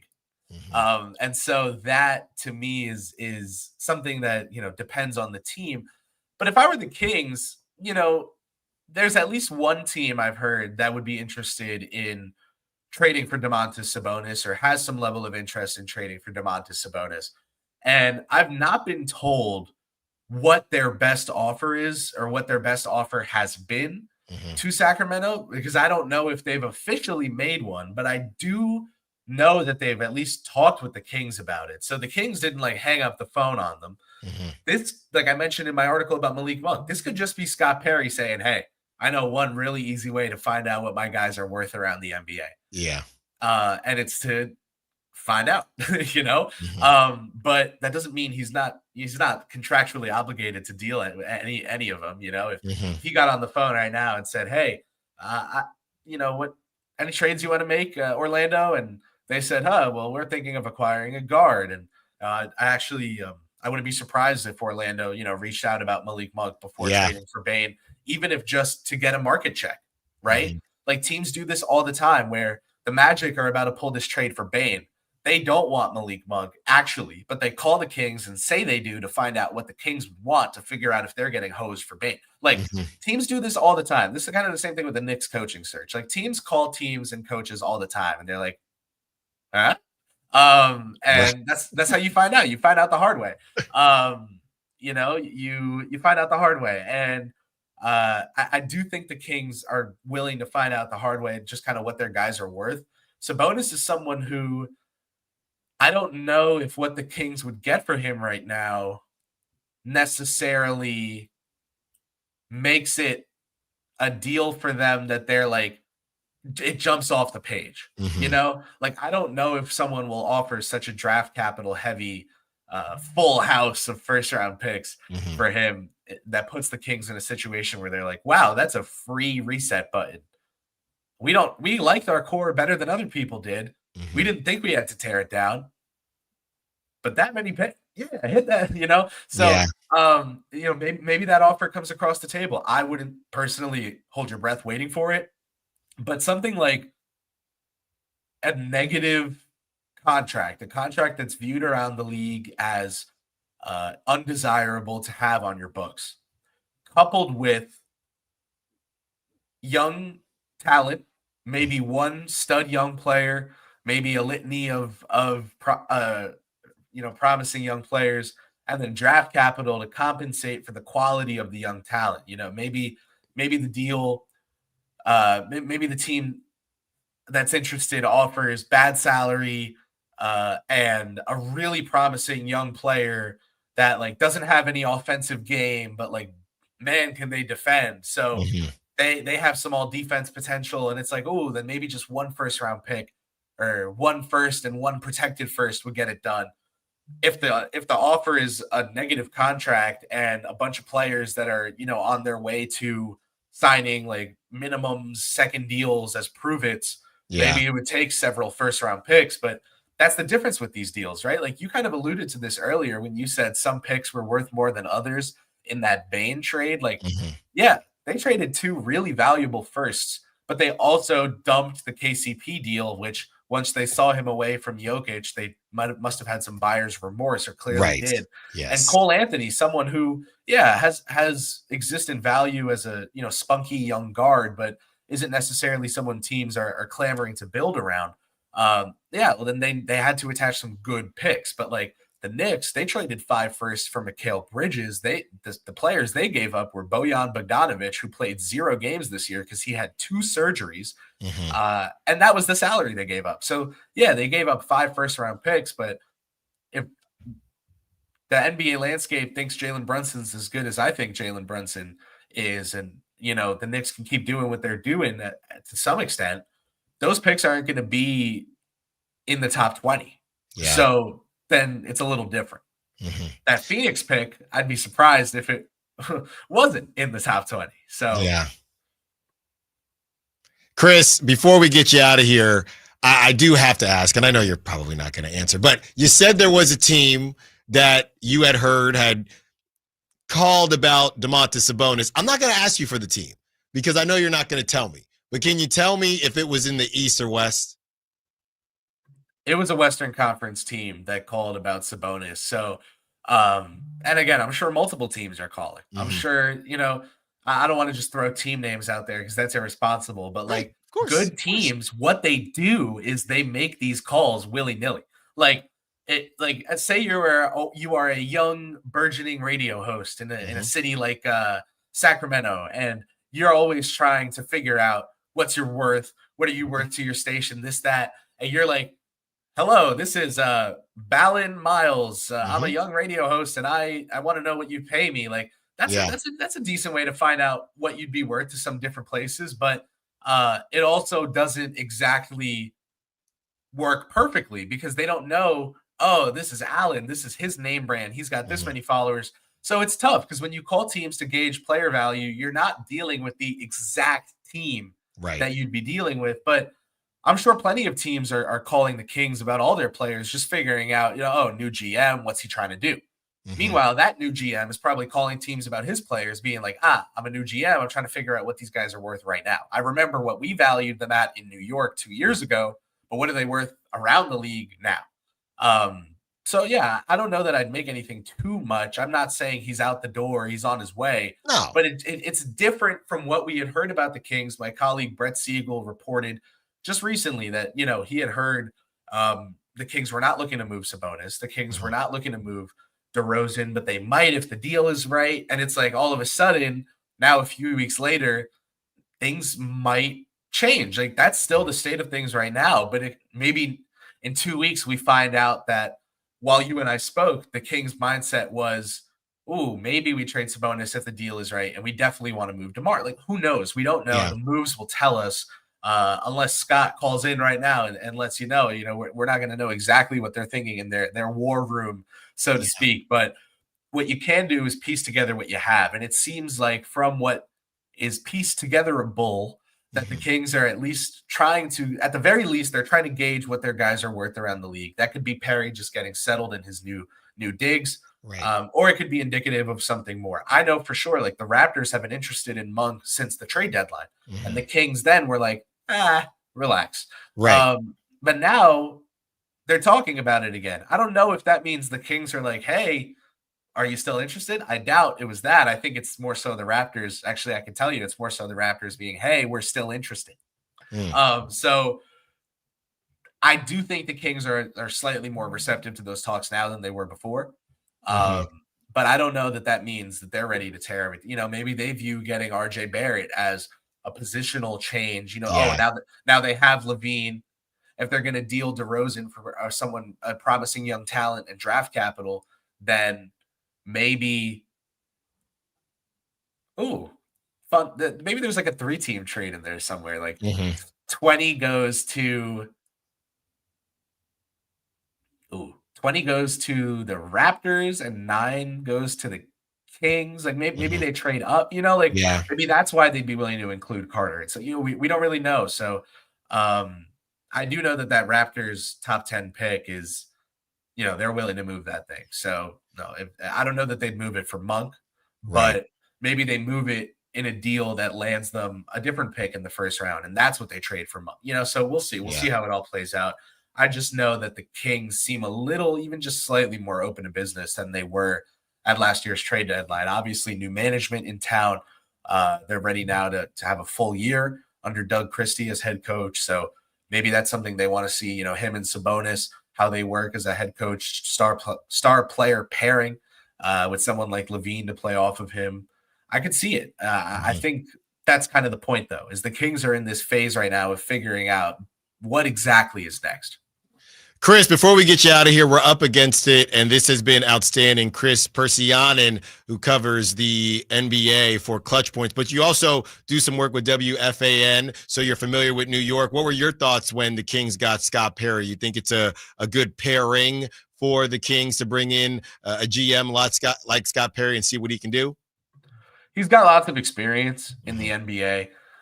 Sometimes there is value to not making the most risky, flashy, highest upside hire when you're just trying to, I call them organizations without organization.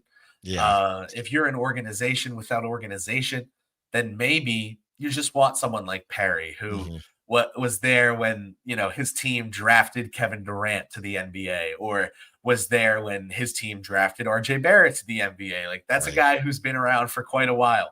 That's a good range of time in there, so he's been with the Magic, he's been with the Sonics, he's been with the Knicks, he's been in all sorts of different roles. And I think the reason he continually gets jobs in the NBA is because of the depth and breadth of his connections. He is such a well-connected guy. He, really knows what he's doing. He's a people person when it comes to dealing, he knows what he's doing when it comes to dealing with people. He's genuine. He's a nice, genuine person. My one experience meeting him, very kind to me. So that's all, my firsthand, all I can say. But all in all, it makes sense why the Kings would go with someone like him. I do wonder, though, and this is nothing against Perry, because maybe Christie is the kind of coach that he would have hired if they had a vacancy. But I do wonder if there was some sort of organizational push to keep Christie, because Perry being so amenable to just keeping, the organization announced they were keeping him pretty much and then hired a GM. It felt like that's how it happened anyway. So I'm not sure exactly how it went down, but something I might look into, because maybe, Christie has fans up top in the organization, and Perry liking Christie, or Perry's willingness to work with him, was part of how he became such a good, clear top candidate for the Kings. But all in all, even if there was nothing to do with that, he's got experience, he's got connections. So someone who can just settle things in Sacramento, but that also kind of says to me, maybe they're not looking to contend at this moment. They might be leaning towards tearing it down before they buy. We're going to find out pretty soon there, Chris Persianen, and be sure to follow him on social media. Great follow on social media, who covers the NBA for Clutch Points. Chris, this has been enlightening. Thank you so much for joining us. We got to do it again, man. And when you do some of that homework and research you were talking about, be sure to let me know, and we will talk to you again soon. Alan, sounds like a plan. This was a great time, great conversation. I hope your listeners appreciate it as much as I did. Thanks so much, man. Have a great rest of your Wednesday. Thank you so much. That was Chris Persianen of Clutch Points. When we return, we break down everything that we heard from Chris. We also talk about what exactly we should think as far as the current rotation that the Kings are throwing out there. Allen Stiles, Sac Town Sports. Mike Rowe here with a quick question. Have you noticed cracks in your drywall, chimney, or exterior walls? I hope not, because if you have, they could be indications that you've got a much bigger problem with your foundation. That's where Groundworks comes in. They can honestly assess your situation and create a plan to stabilize your foundation. Schedule your free inspection at groundworks.com/row. And while you're there, check out my latest dirty job. It's a good one. Licensed in all states where work is performed. See website for details. With 25 award-winning years in Northern California, Ashton & Price is your local injury law firm. Pro attorney tip: if a firm presents as local, but they're in LA, red flag. If your first consultation is not with a lawyer, big red flag. At Ashton & Price, your first consult is with a local attorney, and if serious injury prevents travel, a lawyer will come to you. Still not enough? George Washington's my uncle. At Ashton & Price, no red flags, just red, white, and blue. Remember, for the best advice, don't think twice. Call Ashton and Price. Whoa, whoa, whoa. More fiber? What? Down here, buddy. It's me, your spoon. Constipation with belly pain still coming back? Yeah. Talk to your doctor. It could be irritable bowel syndrome with constipation, or IBS-C, but Linzess could help you get ahead of it.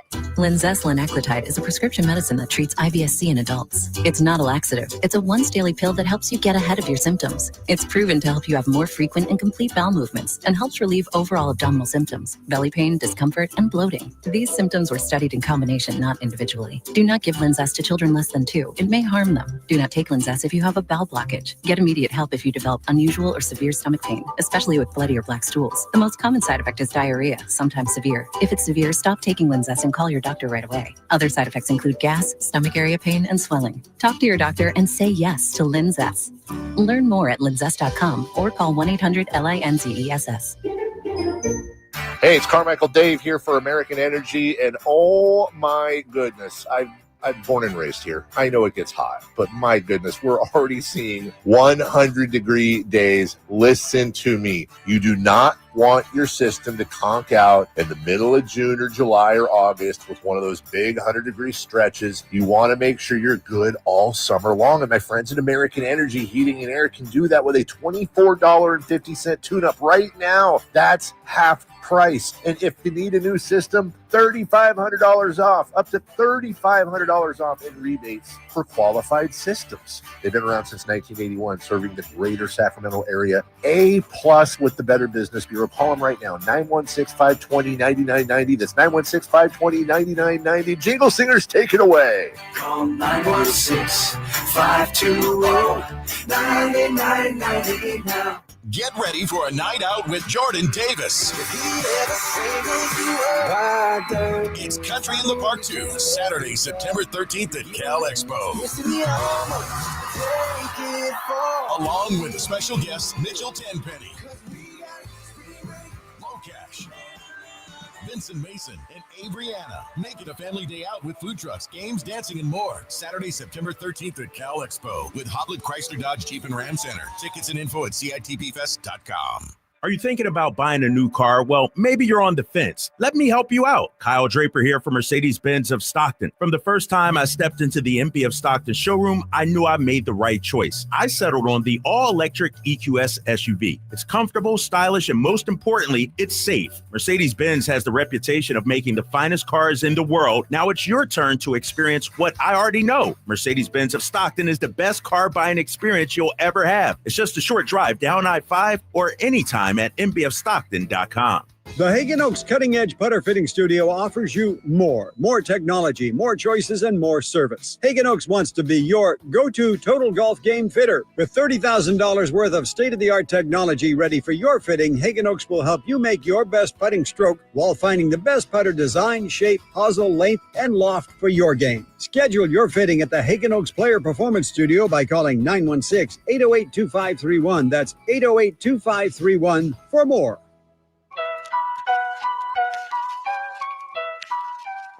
Live and local. It's Allen Stiles On Sacktown Sports.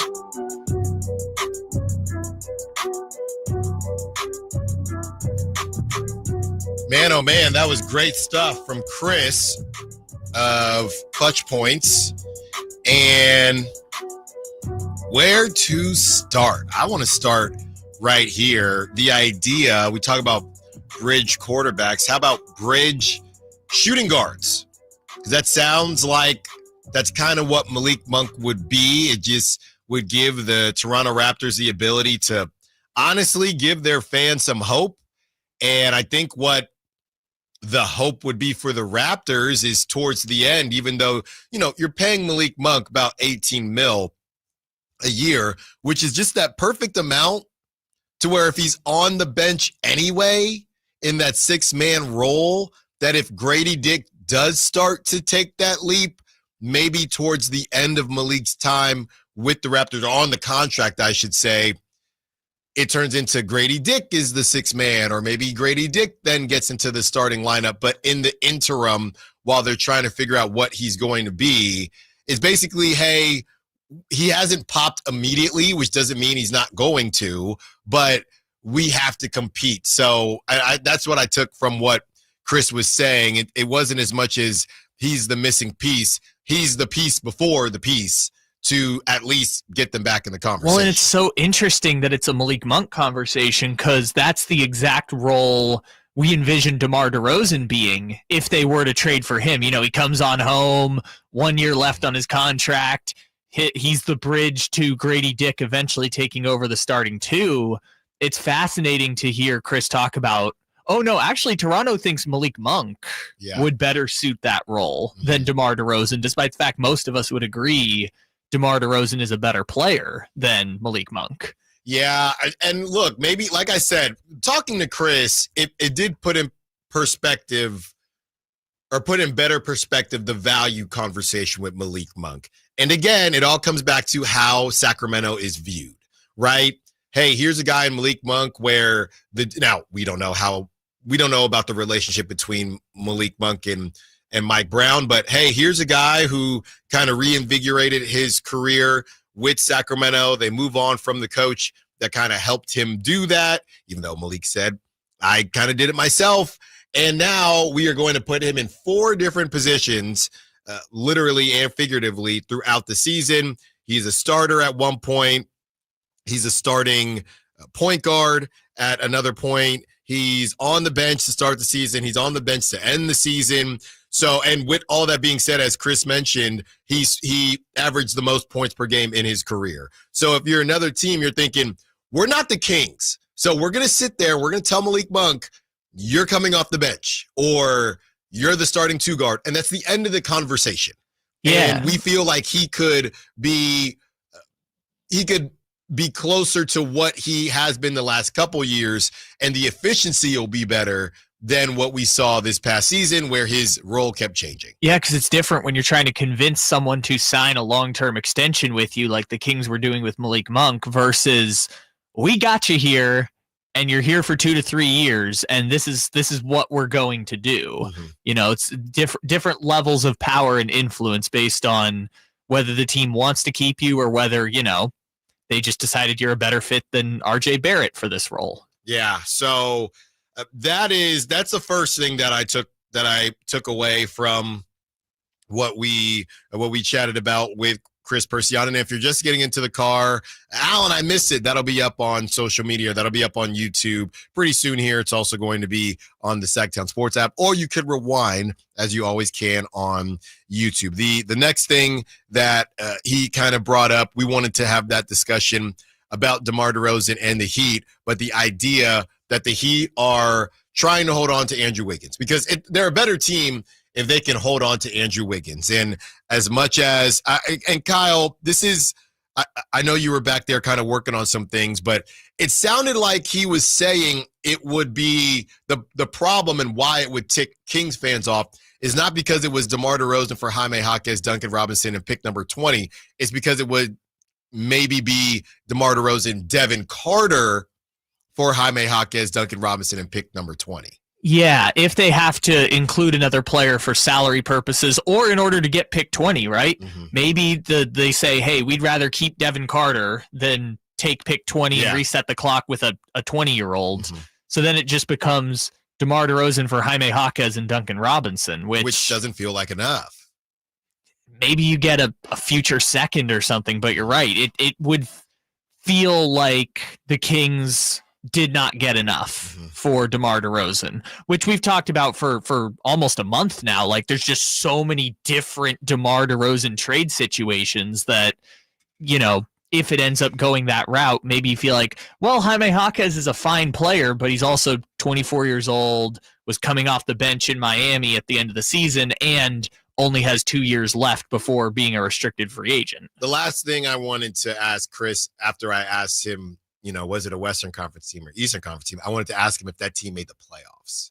As far as Domantas Sabonis, Chris, the Persianen of Clutch Point, said he knows that there was a Western Conference team that called about Domantas Sabonis. He would not tell us who. And he said, hey, it's just super early in the reporting. But he said that there was a team that called. I said, was it Eastern Conference or Western Conference? He said Western Conference. And I did not get a chance to ask him whether or not this team made the playoffs. Maybe I will shoot him a text and see if I can get that information. And, obviously, he said, hey, a lot of people are calling about a lot of players. And that's just kind of how it goes right now. But we're still so early in this process. Once the Kevin Durant kind of shoe drops, we'll see what else is going to be available. When we return, don't think for 1 second we aren't doing a Kings trade candidate of the day. And we're doing it when we get back. Allen Stiles, Second Sports. Drivers who switch and save with Progressive could save hundreds. With that kind of money, you could go big time on a fancy water bottle with ultra titanium alloy metal. You're not sure why you need all that. I mean, it just holds water, but you're getting it anyway. Because if you're hiking near an active volcano and you accidentally drop the bottle into molten lava, your water will still be icy cold. Switch to Progressive and you could save big time. For water bottles. Progressive Casualty Insurance Company and affiliates, not available in all states. Potential savings will vary. Get in the zone, AutoZone. Jane has 150,000 miles on her truck, and she's proud of that. Jane's secret, AutoZone, where friendly AutoZoners help her find the right parts. Jane's brother Josh only cares that his car starts and goes, but when it doesn't, he also goes to AutoZone, where friendly AutoZoners help with free services. No hassles, just help. Everything you need, nothing you don't. Get in the zone, AutoZone. Restrictions apply. Progressive knows if you have to choose between everyday life and your RV wins. What, are you going to take the RV to the lake or clean out your closet? RV wins! Putting the dishes away or taking the RV camping? RV wins! Cleaning the fridge or taking a trip to the beach? RV wins! You might want to clean the fridge real quick because, mold. We clean out the fridge, then take the RV out. With Progressive, you can bundle your RV with your home or auto and save with a discount and spend more time enjoying those savings in your RV. Progressive Casualty Insurance Company, affiliates, and other insurers, not available in all states and situations. Keeping your engines healthy means protecting them in season and out. Experts trust Stable to do that, and third-party testing confirms it. Stable is the industry leader in preventing fuel-related issues, no matter if you use it in your car, boat, or outdoor power equipment. In season or out, at every fill-up or when you store, start with Stable. Hot summer savings explode at Maida's Elk Grove Chevy. Save $12,000 off MSRP after rebates. Every new 2025 Silverado half-ton LT and RST in stock. Maida Chevy has similar savings on every new Silverado. One of the largest selections in the Sacramento area. $12,000 off new Silverado exclusively at the Maida Chevy Silverado Supercenter. Now that's big, huge. See them all at MaidaChevy.com. Together, let's drive. West Trading 2011 renewal. Not available with special financing, lease, and some other offers. I'm Ken Korak with your Green and Gold Report, brought to you by Comcast Business, powering possibilities. Well, the way Nick Kurtz has been going, it's easy to forget that just over a year ago, he was finishing his college career at Wake Forest. Back-to-back game-winning home runs, including the 447-foot walk-off shot against the Astros to begin the most recent homestand, the longest walk-off for the A's since they began keeping track of those things 10 years ago. Comcast Business helps turn today's small businesses into engines of modern business. It's how restaurants become reliably up and running neighborhood favorites. It's how retailers become seamlessly restocking, cyber-securing must-visit shops. And it's how healthcare offices become data-managing caregivers that we all depend on. With reliable connectivity, enhanced cybersecurity, advanced fiber solutions, and Wi-Fi backup, Comcast Business is powering the engine of modern business. Hey, I'm Allen Stiles. Have an injury? Call Downtown. Downtown LA Law Group, an injury law firm, has many happy clients in Sacramento and the surrounding areas who have called Downtown. Get paid for your injuries from slip and falls or auto accidents. One of their most recent settlements was $1.5 million for a motorcycle accident. Have you had an auto accident? Call Downtown. Text injury help to 40222. That's injury help to 40222 and visit them at calldowntown.com. This is the story of the one. As a safety manager at a manufacturing plant, he does everything he can to keep his coworkers safe. From finding ways to reduce risks to keeping safety supplies in stock. And for that, he relies on Grainger. Grainger offers a broad range of quality products and next-day delivery, so he can always play it safe. Call 1-800-GRAINGER, click Grainger.com, or just stop by. Grainger, for the ones who get it done. Gamers and baseball fans, get ready. On Saturday, June 28th, it's video game night with the Sacramento Rivercats. Don't miss the perfect blend of gaming and baseball. Get your tickets at rivercats.com.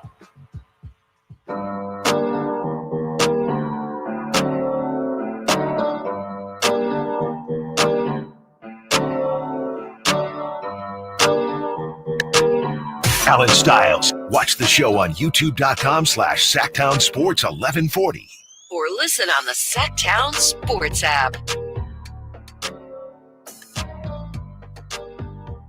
The guesses are coming in for what team called about Domantas Sabonis. Kyle, do you want to say yours on air or no? Yeah, I'll say it. I mean, not maybe going out on a limb here, but I can't believe the Denver Nuggets would do that. I mean, that's crazy. Sabonis and Jokic together. You did not say that during the break. If I had to throw out a guess, I'd say the Grizzlies. They're done. Edie, get your big self to the bench. Yeah. Well, no, Edie would come back to Sac. It all comes back to Zach. Yeah. It'd be we would get probably. I'm just doing the math in my head. We would get Sac Edie. I see what you did there. I don't think there's a world where they could get Jalen Wells, but we would end up with like KCP, Zach Edey, and a bunch of those draft picks. 916 says, I think it was the Lakers. I don't think so. They need a lob threat, and Sabonis is not a lob. Or maybe they don't need a lob threat, but that's what I think Luka and LeBron typically like to play with. Yeah. I don't think Sabonis is the center that Luka was. He'd never have the ball. Sabonis would never have the ball. Yeah, I think the Lakers are probably going to, well, unless they get LeBron, I think the Lakers are probably going to sign Clint Capella and probably be happy there. Just someone to be big and catch lobs and get rebounds. Yeah, I would agree with that too. Another note that somebody mentioned from the 916, great guest. I love that he is a big Devin Carter fan. Yeah, he said he had Devin Carter 5th in that draft last season. 5th. Yeah, I know some people agreed, right? Kevin O'Connor thought Devin Carter would be a top 5 pick. Some people said top 10. So I think it's just the injury. I mean, I think Brennan was talking about this before. Like, they thought he was going to go to the Spurs. The Spurs traded the pick to Minnesota. And then after that, he just kind of fell down the draft a little bit because no one really thought that he was going to be available at that point. I think it was like after that Memphis took Edey, and then I think Cody Williams was one of the picks right after that. So I think people didn't expect he'd be available. 916 says, this is from JB. JB says it was the Blazers. The Blazers were interested in Domantas Sabonis. So the Blazers called about Domantas Sabonis. Can I say something? I think DeAndre Ayton has a little bit of bad PR. I wouldn't necessarily, if there was a world where this were true, and look, it could be true as a Western Conference team, a lot of people would run around saying this is a terrible situation for the Kings, and I got to double check what DeAndre Ayton's making.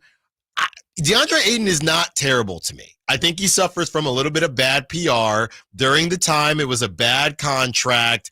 And whenever there's questions about, are you Charmin soft? Whenever there's questions about somebody's motor, he's making 30. He's got only one more year on his contract. So he's owed $35.5 million. I don't know how the Kings would do that because you don't want a bunch of expiring deals. You'd have to extend him. Yeah, I don't think DeAndre, he's not Domantas Sabonis. I just don't think he is as bad. I think that if I said DeAndre Ayton's name, Kings fans would immediately get triggered just because I think he's got bad PR, but I don't think he's that bad. Well, so I guess we should say if they make the Sabonis trade for a team like Portland, they're going to the bottom, right? This is the we're clearing house situation. I don't know. Well, because I don't know though, because if you're getting DeAndre Ayton, unless you just let him walk. No, but your best player would be Zach LaVine, right? In a Western Conference where, one team is tanking next season. So I say all that to say, if it were Portland, I'm leaving there with Klingon, right? There's just no way that if it were Portland, there's no way I'm leaving there without. I just don't really like Klingon. I don't either, but still give him to me. We'll figure it out. So you would take him instead of, well, you can't, they would not do the deal unless it's a 3-team deal, but they would not do the deal and keep DeAndre Ayton. There's no world where that happens, right? Unless he's moved to a third team, like you said. It's probably Ayton, Klingon, their lottery pick. Again, I would rather just keep Domantas Sabonis in that situation. But we're saying if Portland is the team calling. I'm looking here. Domantas Sabonis makes about $7 million more than DeAndre Ayton, and you could extend DeAndre Ayton. I think you could probably get him at a cheaper deal. I don't think anybody's paying DeAndre Ayton more than $35 million a year on his next contract. So you could say, hey, so you would basically be saving a little bit of money there with that other $10 million. Matisse Thybulle, come on down. No, just give me Klingon. So what? You're taking DeAndre Ayton and Klingon? Yes, we'll figure it out. I don't know that they would do that. Oh, just Portland's got to walk away with something. Hold on now. I'm pressing the button. DeAndre Ayton and Deni Avdija for Domantas Sabonis. Oh my God! Do it now. And just do it now. What? And 6 first-round picks? Yeah, a couple. Do it right now. Do it now. For a team that would be at that, again, we're being silly, but a team at that point that would be Keon Ellis, Zach LaVine, DeMar DeRozan, DeAndre Ayton, and Denny and Keegan. That's a 22-win team. Now throw Kobe White on there because you got the money. What? You now throw Kobe White and let's rock and roll, man. That's okay. A 28-win team in the West? No, it's not. You are overvaluing the bleep out of Domantas Sabonis. It's the Western Conference. The Kings only won 40 games So, okay, the year. Blazers making the playoffs now if they get Domantas Sabonis? I think the Blazers are making the play-in with or without Domantas Sabonis. Give me Denny. Give me DeAndre Ayton. And let's rock and a couple picks. Cool. You get a lottery pick this year? Yeah. They have what, pick 11 or something? Let's rock and roll, man. Let's rock and roll. Where we go? Where's the parade happening? Parade of what? Where's the banner? Where's the banner? It's good. We're getting ping pong balls at least. I'll tell you that. I just wanted to have some fun here because this might be one of the last times we bring up Nikki Bovada because they have odds on Ben Simmons' next chapter. Okay. Next chapter, like he's Kevin Durant. At plus 2,200, China, CBA. Wow. Right at the top? Well, no, that's the worst odds. Wait, what was that? 2,800? 2,200. Oh, okay. Oh, I thought that was the best odds. I was like, damn, that's awful. G League plus 2,200. Golden State Warriors plus 2,200.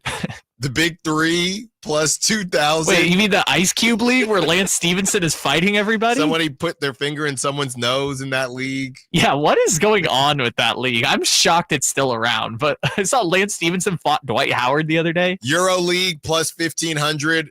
Modeling or acting plus 1,400. Philadelphia 76ers at plus 1,400. There's no way. There's no way. Create a fashion or lifestyle brand at plus 700. That's plus 700? Along with the Houston Rockets. They have the same odds. Well, I just think it's funny that the Warriors and the G League have the same odds. Next, you have esports / gaming content creation at plus 650. That's better odds than an NBA team? Sports media broadcasting plus 550. Nobody wants to hear from Ben Simmons. So I don't think so. I think it would be more like a podcast closer to Jeff Teague than it would be a major media role. Yeah, that there is a line of people I just don't need to hear from. The Cleveland Cavaliers at plus 475 and the Clippers at plus 375. So after all that. You know what? That was pretty funny. I like that. Yeah, the modeling or acting plus 1,400. I just don't think Ben Simmons likes basketball, and I don't think he ever really has. We are going to get to the roundtable when we return, and we will be fully loaded. Real quick, though, 916-339-1140. The secret code, the secret word today is golden in all caps, Golden. Kyle said he was not good at the spelling bee. I got seventh place in the spelling bee. You know what got me, and I butchered it? Cauliflower. Oh, I thought you were going to say golden. Cauliflower butchered me. And don't let golden butcher you. Spell it correctly, Golden. Your chance to win the signed, fresh DeMar DeRozan jersey. Allen Stiles, Sacktown Sports. This is the story of the one. As a safety manager at a manufacturing plant, he does everything he can to keep his coworkers safe. From finding ways to reduce risks to keeping safety supplies in stock. And for that, he relies on Grainger. Grainger offers a broad range of quality products and next-day delivery, so he can always play it safe. Call 1-800-GRAINGER, click Grainger.com, or just stop by. Grainger, for the ones who get it done. Hey, it's Carmichael Dave here for Capital Casino, Sacramento's #1 poker room, inviting you to come join them every Wednesday for their midweek madness drawing, giving away $2,000 in total cash starting at 6 p.m. It's a safe and friendly environment, plenty of well-lit parking available, and it's conveniently located right there in downtown Sacramento. And remember, best food, best service, best games, 411 North 16th Street in downtown Sacramento. For more information, log on to capital-casino.com and gamble responsibly. 1-800-GAMBLER. With 25 award-winning years in Northern California, Ashton & Price is your local injury law firm. Pro attorney tip: if a firm presents as local but they're in LA, red flag. If your first consultation is not with a lawyer, big red flag. At Ashton & Price, your first consult is with a local attorney, and if serious injury prevents travel, a lawyer will come to you. Still not enough? George Washington's my uncle. At Ashton & Price, no red flags, just red, white, and blue.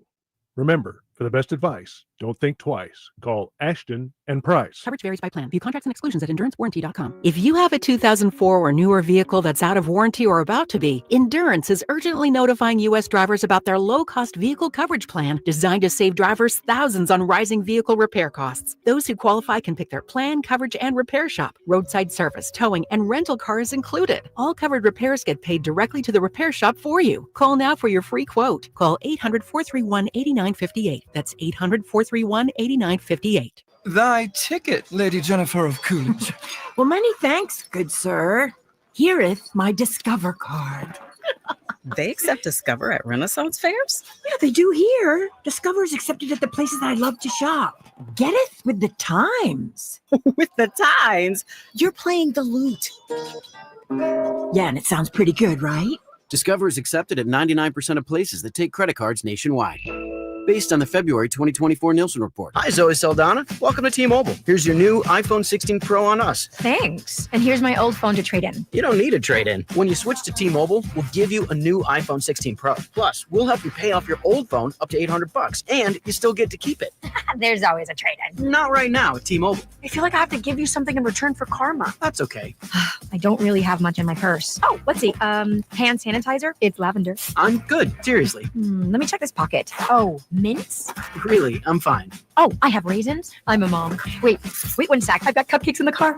It's our best iPhone offer ever. Switch to T-Mobile. Get a new iPhone 16 Pro with Apple Intelligence on us. No trade-in needed. We'll even pay off your phone up to $800. With 24 monthly bill credits, new line $100 plus a month on experience beyond finance agreement $999.99 and qualifying ported. For well qualified plus tax and $10 connection charge. Pay off via virtual prepaid card below 15 days. Credits end and balance due if you pay off early or cancel. See T-Mobile.com. We get it. Tariffs are tough. Power tools are getting expensive. But at Fasteners Inc. Tool Outlet, we're solving that problem for 2 short days on June 20th and June 21st. We're putting all DeWalt power tools on massive discount. Batteries for less than $100. Combo kits for under $150. 20% off all regular price nice tough system boxes, and much, much more. So stop by Fasteners Inc. Tool Outlet in Sacramento on June 20th and 21st for some of the lowest prices on tools you'll ever see this year. To see all of what's on sale, visit FastenersInc.net. Fasteners Inc. Better tools, better prices.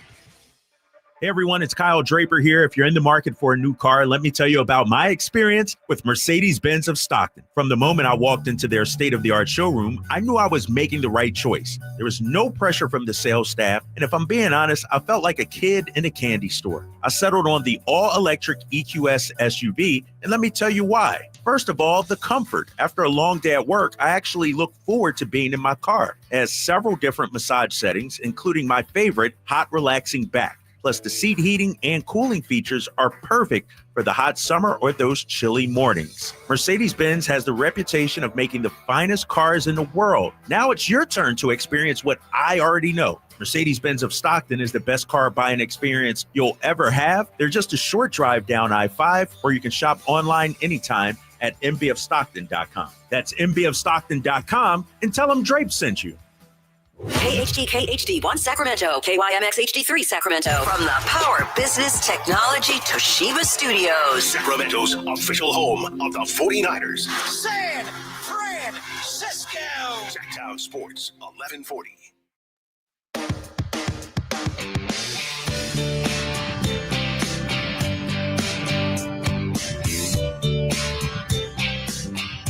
Your home for Kings talk and so much more. Live and local. Allen Stiles on Sacktown Sports. The round table is back and fully loaded for the next hour. Chris Watkins, Brendan Nunez, Frankie Cardicelli, everyone is back in the building to take you up to 1 p.m. And then we got another hour as we take you up to 2 p.m. and lead you up to the Drive Guys. Fellas, good to see you. How you doing? Hello, Alan. Hello, Brendan. Hello, Chris. Hello. We are 1 week away from the NBA draft. Mm-hmm. It's Is it really? Yeah, are you feeling the nerves? Are you feeling the excitement? Are you feeling the juice? Because I'm not. I don't feel anything. Let's start there. Just as far as some of the rumors that the Kings, I believe it was Jake Fisher, wrote that the Kings are telling agents that they're pretty confident they will be in the first round, and we can read those tea leaves. But yeah, how does it feel? I mean, I guess without knowing how the Kings plan on getting there, it's a little interesting. But does that tell you, when you first read that, does that tell you that they think a deal will be done? And I think this is all contingent upon Kevin Durant and them assuming that the Kevin Durant deal will be done, which would be interesting, because if it doesn't get done, how does that work as far as you being in the first round? But when you guys first kind of read that, what were your thoughts as far as, let's start with you, Chris, as far as what the Kings might be attempting to do? Yeah, I mean, I think it makes a lot of sense. The recent report about them trying to sneak into the 20s of the draft seems to make a lot of sense to me. I do kind of wonder if, why, if you're thinking about trading into the 20s, why stop at 20? Why not maybe look at maybe not top 10, but like, the mid lottery, the 12s, the 15s, those kind of spots.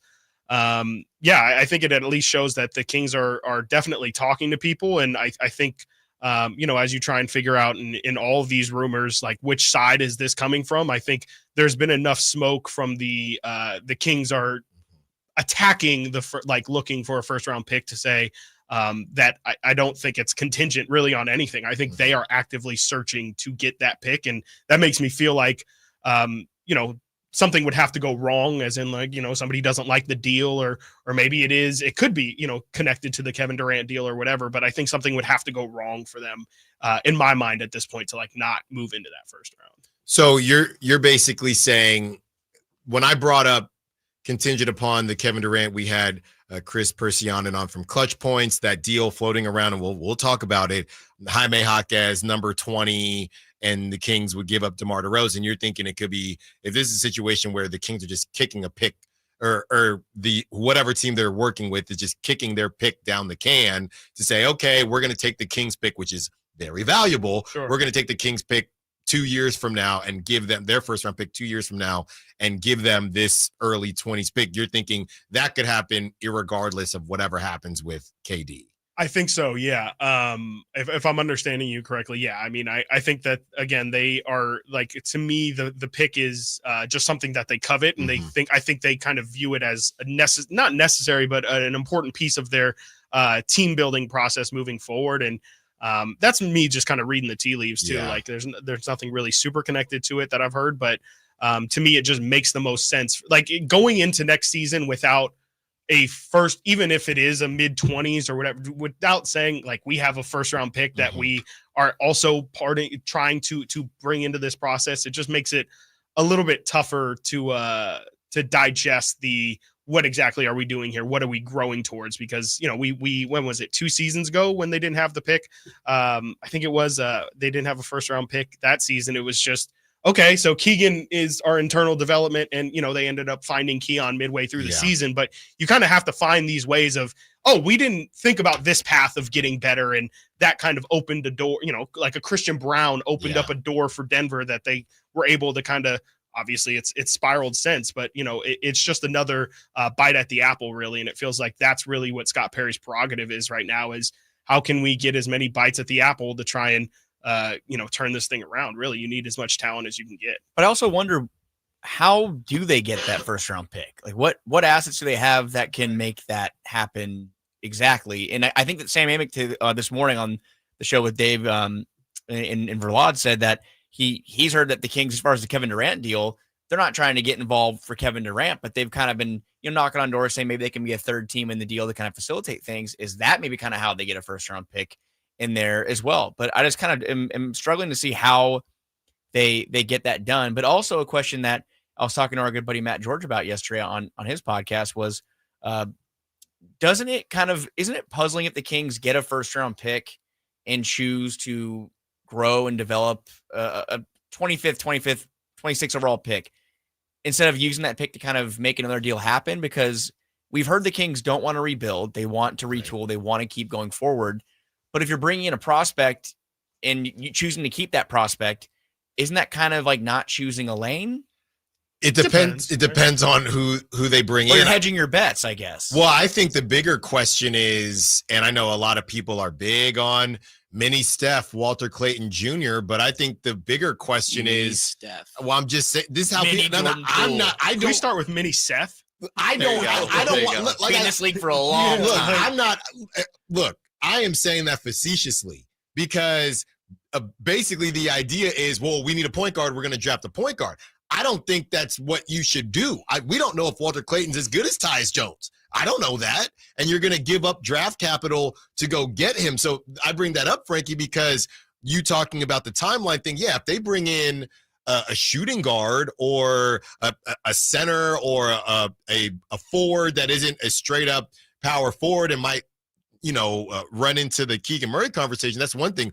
But they could go get a point guard and feel like, we only got a point guard, so get on out there. And I don't know how that would work. That would be them, I guess, picking a lane in that, yeah, we're going to develop our guy, but he also has to be good right now. And I don't know that I think that's a smart decision.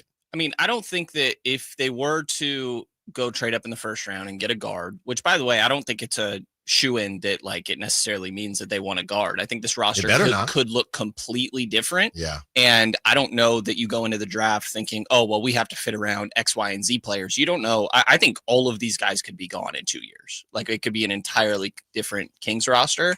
And like the 2 timelines thing, I think everybody gets lost in the, it's nearby, but the Warriors did it in a very wrong way. I guess they got a chip in the process, but like, look at OKC. They still have Case and Wallace on their team, super young.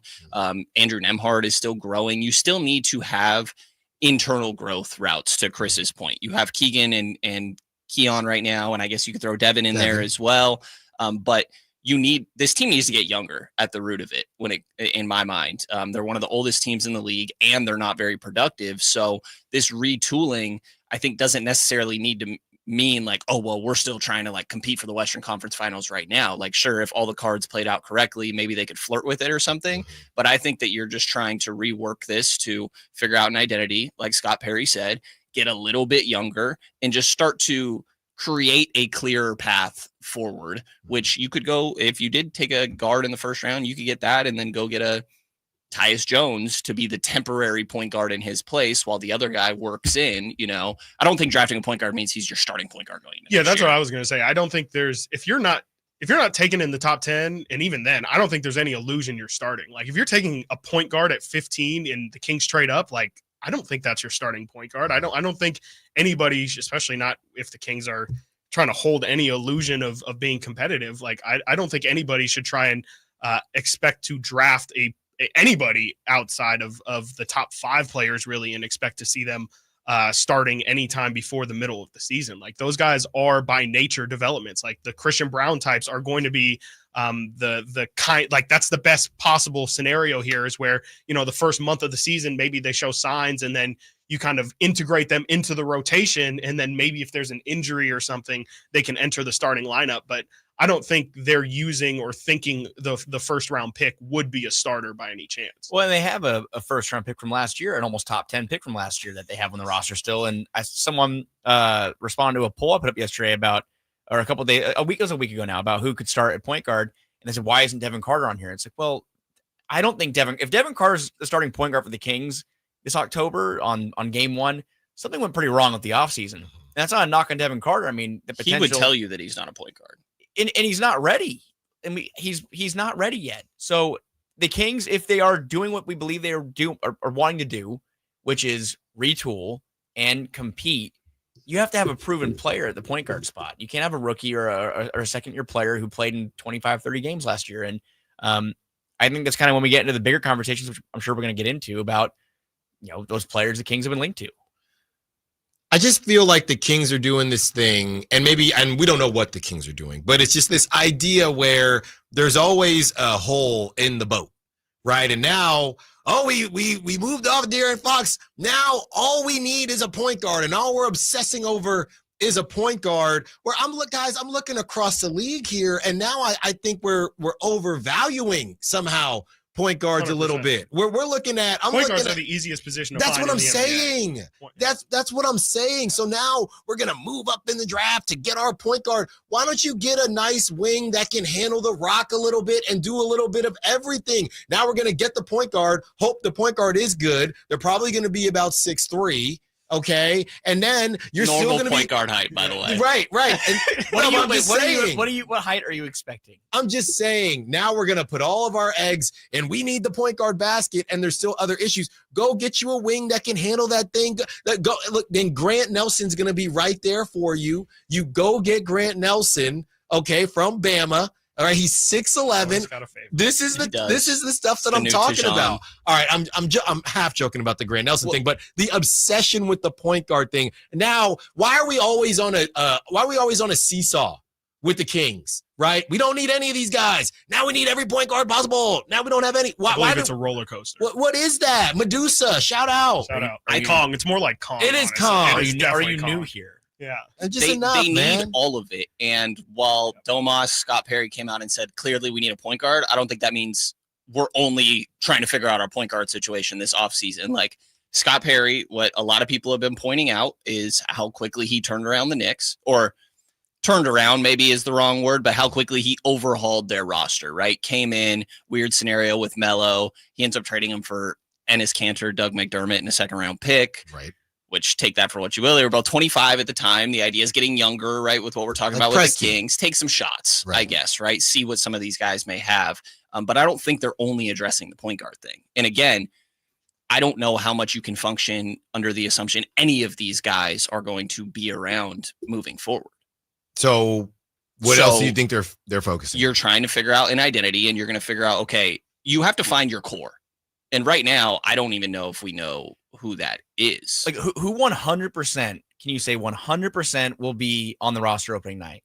Can we say one player will 100% be on the roster come opening night? No. With 100% certainty. Hold on. It's likely. Guy's going to say like Isaac Jones or something. No. I think Mason Jones. Zach LaVine. Well, okay, that was my next point. Who is the hardest player to move right now in the Sacramento Kings? It's Zach LaVine.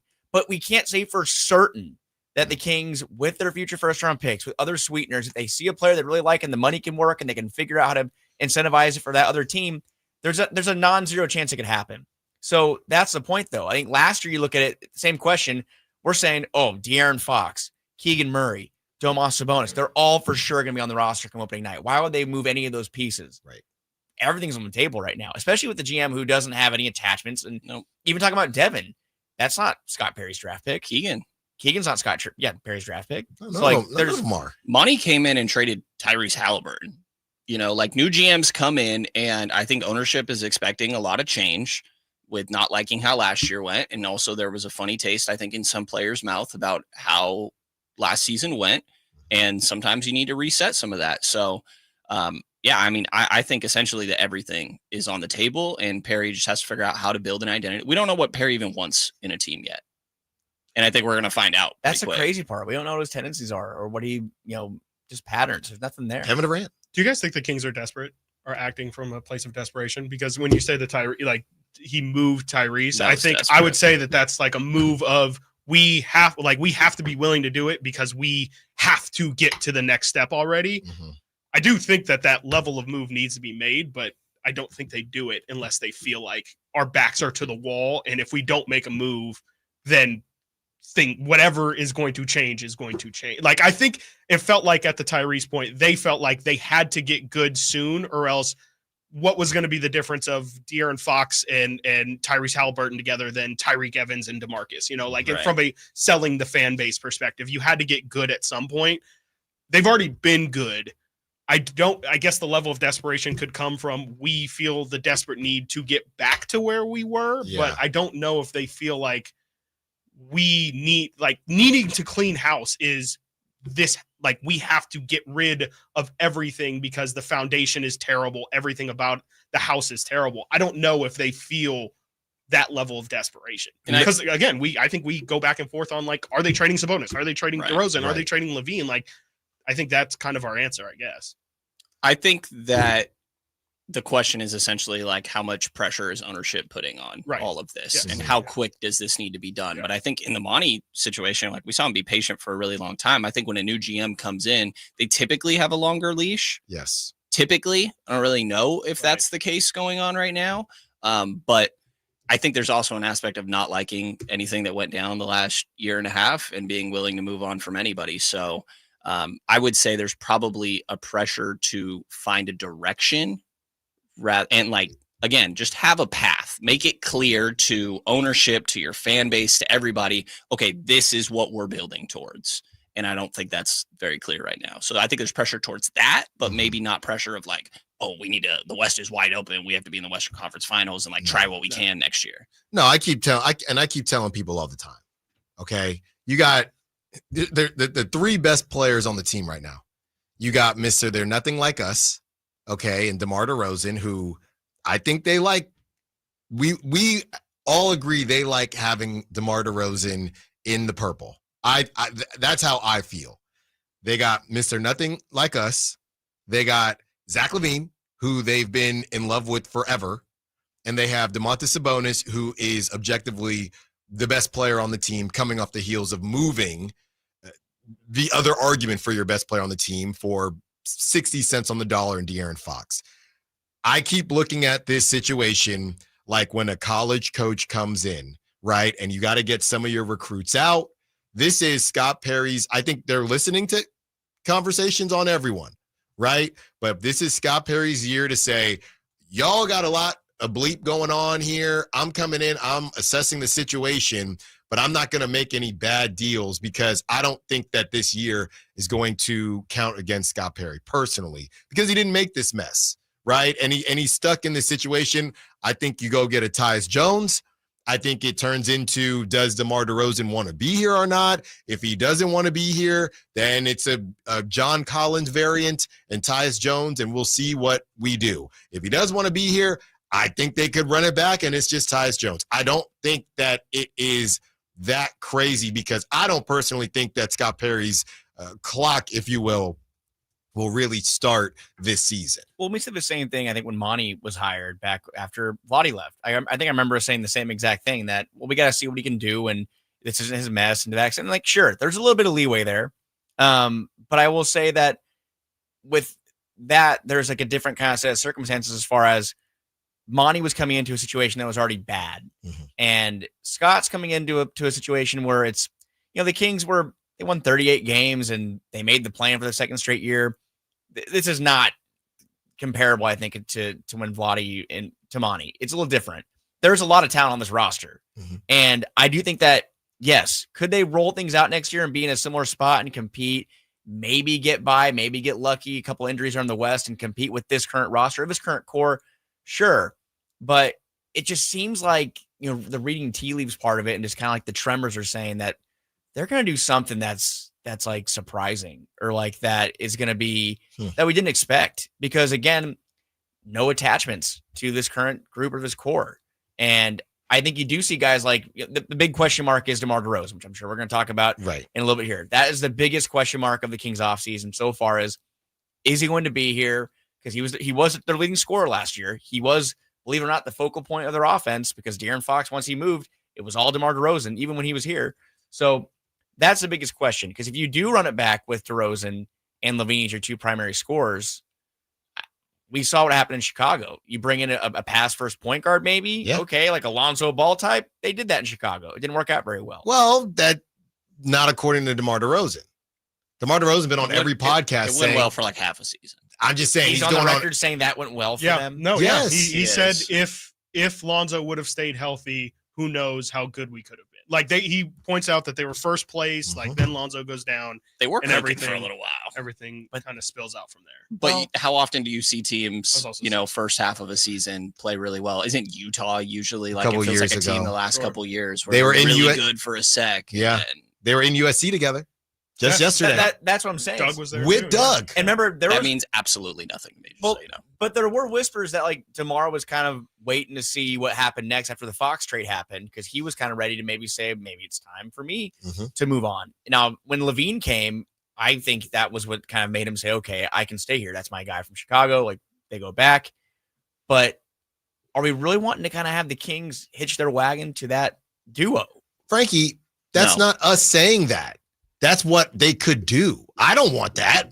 Are you sure? I would be shocked. You want to add Tyus Jones and roll it out there? I'm not. I'm saying that's what they could do. Frankie, who are you trying to move then? Jordan Poole and roll it out Who are you trying there. to move, Frankie?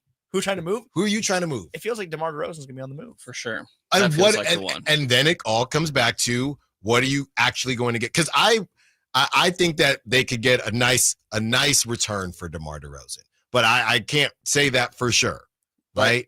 I think that you have to also consider packaging DeMar with other things like a Malik Monk or a Devin Carter or draft capital, and then all of a sudden you're using his salary to get better. You're not just, hey, what can we get for DeMar straight up? Yeah. Like on a swap, I don't know how far that gets you. How much value does that really truly have? I don't know. Well, and that's the KD sweepstakes, and whoever loses in that, we had on Chris Persianen, and that's up on our YouTube right now and on the Sacktown Sports app. And he brought up that Devin Carter's name. That's an example of a sweetener, if you will, that could maybe net you more back than just DeMar DeRozan. That's what we're looking at as well. But all I'm saying, Frankie, I'm not saying I want to run this back. I do not want to run this back. Then let me be on record. But if they are not going to blow it up, this is just my your blueprint. This is my guess as to what's going to happen, right? Maybe they could get a little spicier with the DeMar DeRozan deal, but I think you're going to get a decent player back or players back for DeMar. You go get you your Tyus Jones, and you fight for the 6th seed again. Now, next season, 8 or 9 seed. Now, next season, when you have, but that's what they'll sell us because you got to get the T-shirts. Next season, when you have Zach LaVine with only one more year, maybe he has a good season this season, above 20 points per game again, gets a bonus, a pretty solid year, and then he'd only be at 2 years left on his deal.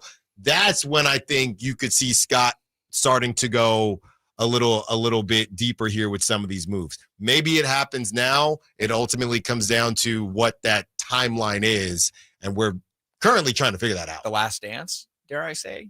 For who? Is this year the last dance for this roster, for this core? That's what I think it's one more year. Yeah, I think that's fine. I was going to joke. I mean, I think last year was like somewhat of a last dance, I guess. Well, yeah, the lights are on at the club. Yeah. Okay. But I will say when it comes to DeMar DeRozan, that's that's separate. I think that he could be gone. I'm talking about Keegan, Domas. Yes, that's what I'm talking about for next season. I think it could be they could sell us or attempt to sell us on a better version. Hey, we all said DeMar DeRozan didn't fit. Well, we got John Collins and Colin Sexton. So it's not just this offseason, obviously. And I know you guys know this, where Scott Perry's reworking his team, though. Like, I think this is going to be a year-long process before we really see what he wants out on that floor. And Doug obviously is still working, getting more acclimated with that head coach position now that he's locked into that role. But, we could be having very busy trade rumor conversations at the deadline as well, and going into next offseason. Like, I don't think, while everything seems to be on the table, and I agree with Frank that they could pull something that just nobody expects, it doesn't have to be right now. And if you don't love something, then wait a little bit. Not run back the whole roster. Don't get me wrong. I think if both of Zach LaVine and DeMar DeRozan are on this team going next season, I'd be absolutely shocked. But it doesn't all have to be this offseason. Kyle, let's get the Bovada odds on DeMar and LaVine being on the roster next season, because I think we might have something, guys. On the other side, we have the discussion. Did the Bane trade make the fellas think differently about moving some of the core pieces on the Sacramento Kings? And what would they want in a DeMar DeRozan deal to the Miami Heat? Allen Stiles, Second Sports. Sacramento weather is brought to you by Fidium Fiber. I'm Tamara Berg in the KCRA3 Weather Center. For your Wednesday, it's going to be a hot day today. You feel the heat building as the hours go by. Temperatures will peak across the valley, 98 to as hot as 102. Then the Delta breeze will increase tonight to drop us back to the 50s overnight and into Thursday morning. Get the latest forecast on the KCRA3 News and the KCRA3 app. It's about time they fixed that pothole. Invented better windshield wipers. Made an internet that just works. Fidium Fiber Internet. Starting at only $30 a month. It feels like Fidium. Offer available to residential customers only. Terms and conditions apply. See Fidium.com for details. Hi, Zoe Saldana. Welcome to T-Mobile. Here's your new iPhone 16 Pro on us. Thanks. And here's my old phone to trade in. You don't need a trade-in. When you switch to T-Mobile, we'll give you a new iPhone 16 Pro. Plus, we'll help you pay off your old phone up to $800, and you still get to keep it. There's always a trade-in. Not right now at T-Mobile. I feel like I have to give you something in return for karma. That's okay. I don't really have much in my purse. Oh, let's see. Hand sanitizer. It's lavender. I'm good. Seriously. Let me check this pocket. Oh, mints? Really, I'm fine. Oh, I have raisins. I'm a mom. Wait 1 sec. I've got cupcakes in the car. It's our best iPhone offer ever. Switch to T-Mobile. Get a new iPhone 16 Pro with Apple Intelligence on us. No trade-in needed. We'll even pay off your phone up to $800. With 24 monthly bill credits, new line $100 plus a month on experience beyond finance agreement $999.99 and qualifying ported. For well qualified plus tax and $10 connection charge. Pay off via virtual prepaid card below 15 days. Credits end and balance due if you pay off earlier. Cancel. See T-Mobile.com. Summer days just got even brighter with Kohl's epic deals. Get this. You can score tees for just $5.99. Bedding for 60% off. Comfy shorts only $7.99. And so much more. You do not want to miss out. Shop Kohl's epic deals for savings on all things summer now, before it's too late. Select styles. Some exclusions apply. Offer ends June 22nd. See store at Kohls.com for details. Progressive knows road trips without your pet can be tough. Hi, this is Next Stop Dog Boarding. Hi, it's Scott again. How's Squeaks doing? You can tell if he's stressed by his eyebrows. Oh, and his breathing should sound like this. Scott, Squeaks is exactly the same as last time you called. Okay, let's talk in 20 to see if anything's changed. With Progressive, your pet is covered up to $1,000 in vet bills in case of a car accident. So next time, you can take your pet with you.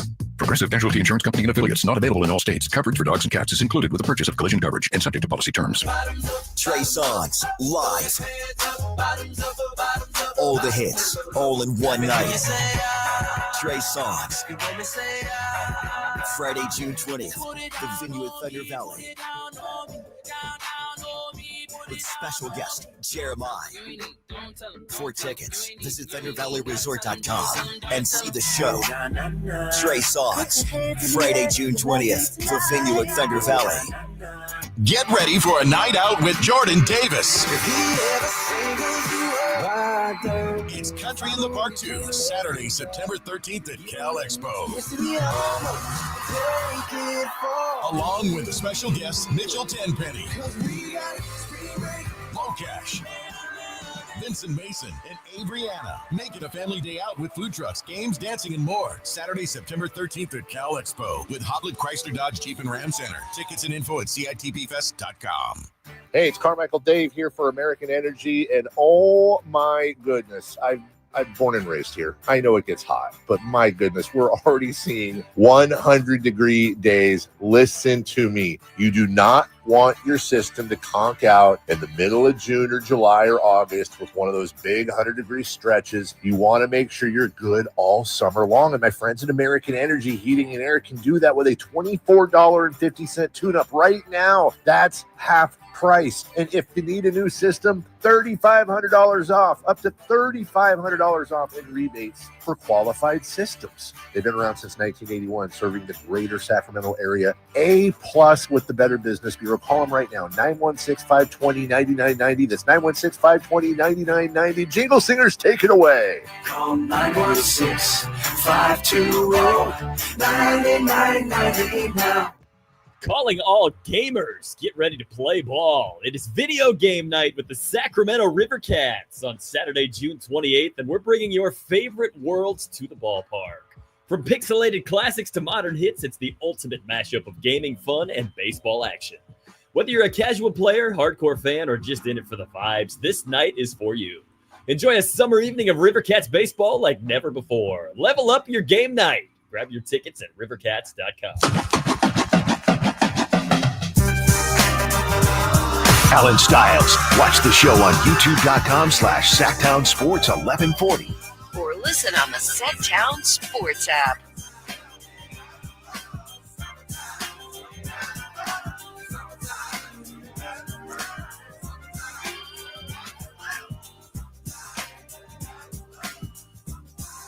We're having a conversation here. I'm waiting for the bottom of the hour, okay?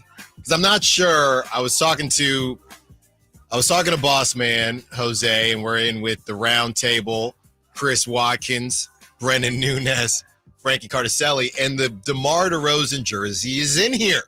The signed one, it's in here now, and the secret code is golden, by the way, if you want to be a part of that system. And I didn't know if we get put into the system, and once you get put into the system, you get picked from the system. And Brendan has the jersey here.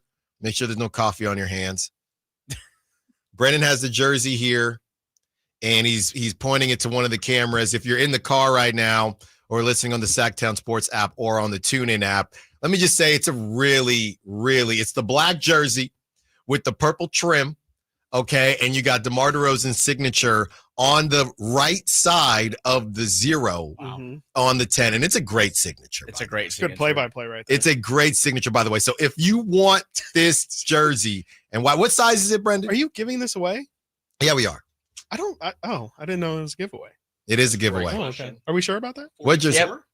Okay. I thought we were hanging him up. That's what. No. We're giving this away. Oh, okay. See, that makes a lot more sense. Our guy Brandon's. It's a one-size-fits-all jersey. That is not true. Okay. That's not true. That is not true. I think you legally. It's a one-size-fits-all unless you got it's medium. So unless you got guns like Franco Cardo, you should be able to rock it. Okay. And we're giving this away all week long. The secret code is different for each show. Every single day, the code is different. Today, it is golden, as in golden 1, GOLDEN. Text that in, 916-339-1140. 916-339-1140. By the way, Golden Corral. I'll do Golden Corral. They used to take us there. Who's they? That's where we would get. Who's they? And leave us. No, who is they? That's where we would go on road trips for baseball. Okay, thank you. And they would expect us to perform at a high level with a stomach full of Golden Corral. Yeah, I just couldn't run as fast, you know what I mean? You only stole like 5 bases in college. I saw your because of the Golden Corral. Because you would have made it further if you had a better diet. I mean, come on, man. We Golden Corral. How many butterfly shrimp can I eat? It's not cheap. No, I mean, you probably do cheap. It was on Temple's time, I'm sure. It was.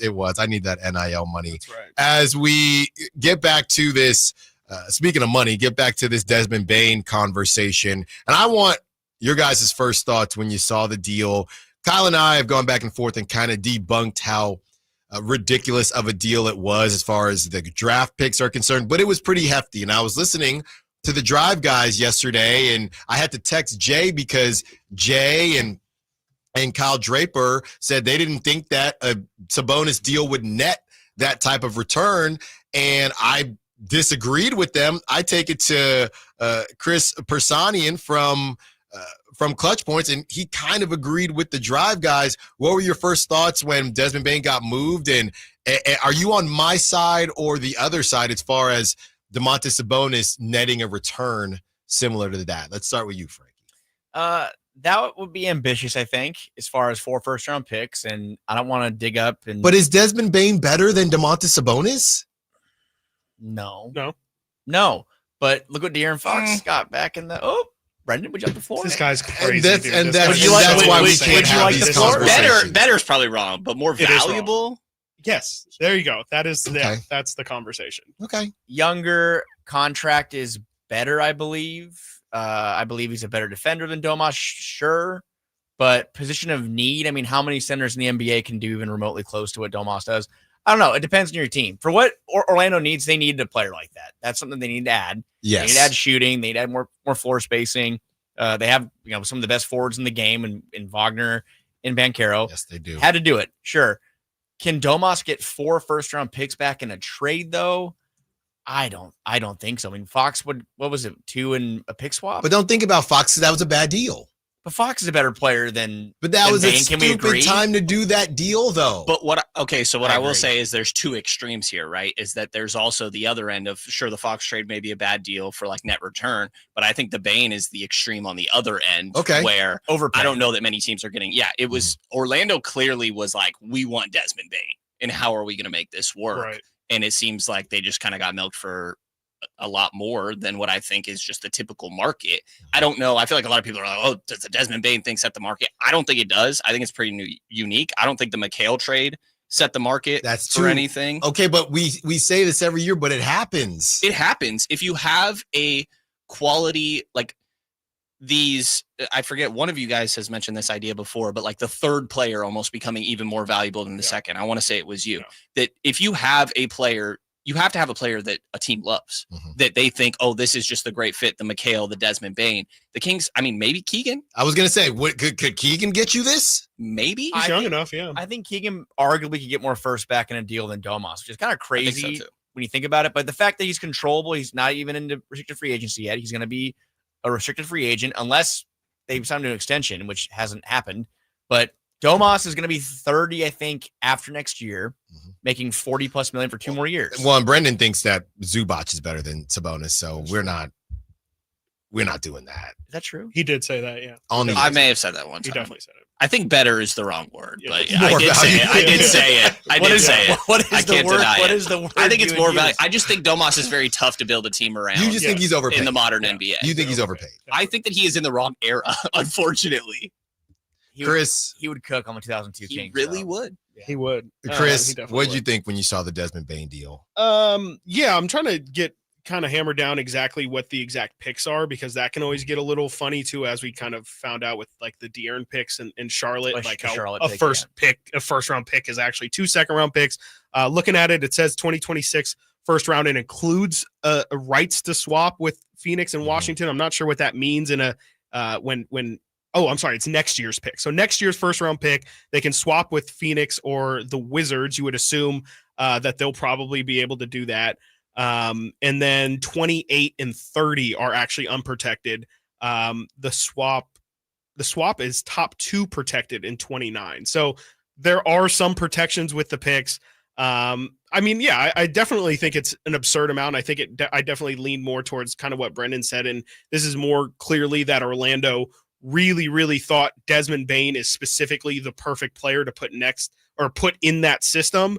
And I guess, much like the Knicks with Mikal Bridges, you kind of can't put a value on if a team just really, really, really wants a player and is willing to do whatever it takes to go get them. And you don't really know who those players are until these deals happen. And like, that's why I think right now, today, I don't think Keegan's in that category. But if we see Keegan return to 38 to 40% from three, and he's still one of the two best defenders on this team, I don't really see why not. I mean, if that becomes Keegan's reality, and I know Desmond is shown to have some abilities to step up as the primary scoring option, which I think is really intriguing for Orlando, but I don't see why Keegan couldn't be in a year or two, and that's if things go perfectly well for him, why he couldn't have that kind of value. He's bigger, he's taller, he obviously, like everybody else, has longer arms than Desmond Bane. Like, I feel like, Keegan is the mold of the kind of guy who could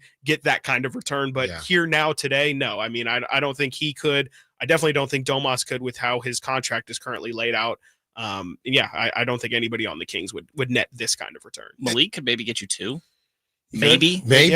Like protected or some lower ones. Well, better team. Well, then if you had to rank, out of the current Kings players, I mean, who will get you the most first round picks right now? Keegan. It's Keegan. Keegan, probably, yeah. right? If you were to Keegan. just say like we only want picks, don't wash anything with players, I would think straight up Keegan could probably get you. So probably goes Keegan, Malik, Domas, Zach, Keon. I literally yes. So that's when my mind shifted there. If the Kings are trying to get a first round pick this year, I feel like a Keon swap for that would be like probably on paper it makes the most sense if you're getting a 1-for-1. But also, why would the Kings do that? I don't know. Who do you draft that is better than Keon Ellis this year? So I don't know, but Walter Clayton. Stop it. He's not my grandpa. Every time my Just grandpa, like Frank Mason all over. But it's so classic. Guy though. watched the Final Four and was like, "That's my guy." But that is what's so funny, though. He's the guy. There's always a Final Four guy. There is. Davion Mitchell was Justin the Final Four Jackson. guy. Justin Jackson. And the Kings love a Final Four guy besides Steph Curry. But that draft, they got like the big names. It was Fox, Justin Jackson, Harry Giles, who was like people have compared him to KG in high school, and then Frank Mason, who was the Player of the Year, I think. So yeah, G-League MVP. When we get back, we will discuss what the guys would want back in a potential DeMar DeRozan deal. And is it possible we've already seen the best from Malik Monk? Allen Stiles, Sackdown Sports. Visit SackdownSports.com and join the Sackdown Sports 1140 newsletter. I got to get business cards printed for my entire staff, but where do I even? That was easy. Oh, okay, Staples. But can I have bigger stuff printed too, like huge signs and banners? That was easy. Nice. And what if I had to ship a package? That was easy. Have my passport photo taken? That was easy. Coffee and snacks? That was easy. What about the latest laptops? That was Earbuds easy. and headphones? That was Office easy. chairs? That was easy. I think I also need to get some Staples. Seriously? I had to ask. For everything your business needs to get the job done. Staples. That was easy. Why choose a Sleep Number smart bed? Can I make my side softer? Can I make my side firmer? Can we sleep cooler? Sleep Number does that. Cools up to 8 times faster and lets you choose your ideal comfort on either side. Your Sleep Number setting. It's the Sleep Number 4th of July sale. Save over $600 on our King P5 smart bed, our lowest price of the season. Limited time. All Sleep Number smart beds offer temperature solutions for your best sleep. Check it out at a Sleep Number store or sleepnumber.com today. What was that? That is business phone bliss with the Ooma cloud phone system. It handles all our voice, video, and messaging needs. You sound very calm. I am. Ooma has everything I need to run my business more efficiently, like virtual receptionist, call routing, and video conferencing. And it starts at just $19.95 per month per user, plus taxes and fees. Ooma. Nice. Find your business calm at ooma.com/radio. Here at the Almond Joy Factory, where tropical vibes abound, we use soft, fresh-tasting coconut. The crunchiest almonds and delicious chocolate candy. But do you know what our most important ingredient is? Sometimes you feel like a nut. Sometimes you don't. Almond Joy's got nuts and something even way better than that. Yes, Almond Joy is made with almonds and joy.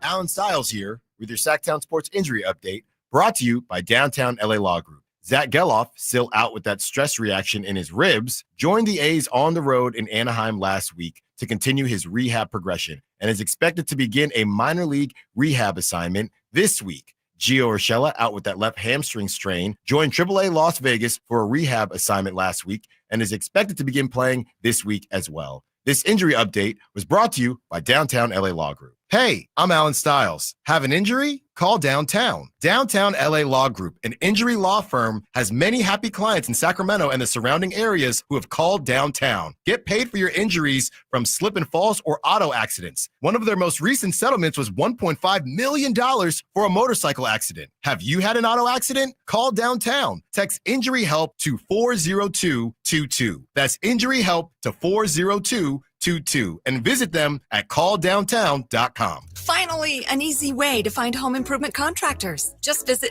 subcontractorsunited.com and simplify your search for home services professionals. From cabinets to windows, roofing to plumbing, Subcontractors United is an easy, simple way to find and hire a home improvement contractor. And you never have to give up personal information. So no harassing phone calls like you get from those other websites. Subcontractorsunited.com is sponsored by D&D Cabinets and Savage Design. Summer savings explode at Maida's Elk Grove Chevy. Save $12,000 off MSRP after rebates. Every new 2025 Silverado half-ton LT and RST in stock. Exclusively at MaidaChevy.com. Now that's big, huge. Together, let's drive. Deal for details.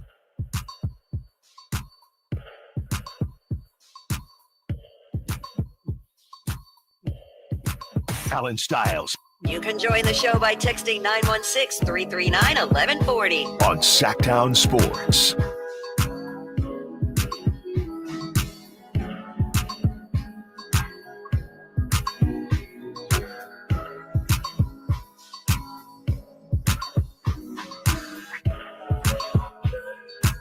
One more segment with the fellas. And Brendan, I'm going to have you grab that just one more time. I told you I wanted to do it at the bottom of the hour. Kyle, which camera should we do this? We got the DeMar DeRozan jersey. Camera one. What's my camera one? My right? My straight on? One on your right, yes. The one on my right. Hey, we got Brendan Nunez coming here. If you're on YouTube, showing the DeMar DeRozan signed jersey. Okay, the secret code is GOLDEN, GOLDEN, 916-339-1140. If you are in the car, there is a beautiful DeMar DeRozan signature on the black jersey with the purple trim on the right side of the 0 for his number 10. They are nothing like us, and there is nothing like this jersey, and you have your opportunity to win it. Got to keep listening. Secret code GOLDEN for the Allen Stiles Show as we take you up to 2 p.m. And last but not least, guys, one more segment with you. And I wanted to discuss this DeMar DeRozan conversation. And yes, people in the Sack chat. So you're giving away a jersey and talking about trading? Yeah, that's how sports work. Yeah. So this is not news. This is not news. We can give away our De'Aaron Fox jerseys if you like. Yeah, I mean, right. Well, they're giving them away at Champs. Well, I mean, we always joke when they're giving away jerseys at the stadium. There might be a reason they're giving jerseys Always. away. Yeah. No, it was Herder last year. Marvin. Yeah, Marvin for a while. But it was Herder last year. They put us at the front by the grand entrance, like the week before the deadline. It was like, okay, guys, come on. What are we doing? Everything must go sale. Right. When we talked to Clutch Points earlier, they brought up the deal that I'm sure you guys saw floating around when it comes to the Miami Heat and DeMar DeRozan, Jaime Jaquez, number 20, and maybe Duncan Robinson. That might cost you Devin Carter as well. Let's just focus on the DeMar DeRozan part of it. Is there anybody, and I'm going to do this because we didn't even get a chance to do this with the Spurs. They just said, here, take your peanuts and bubble gum and just get on out of here. And obviously you got Zach LaVine from the Bulls. But as far as the Spurs are concerned, feels like they didn't give up anything, right? So I want to do this while we still can, guys.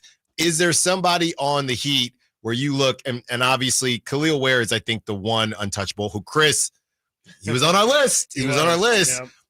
He's the real untouchable here with the Heat. But besides that, is there anything that you are for sure saying the DeMar DeRozan conversation, the trade conversation?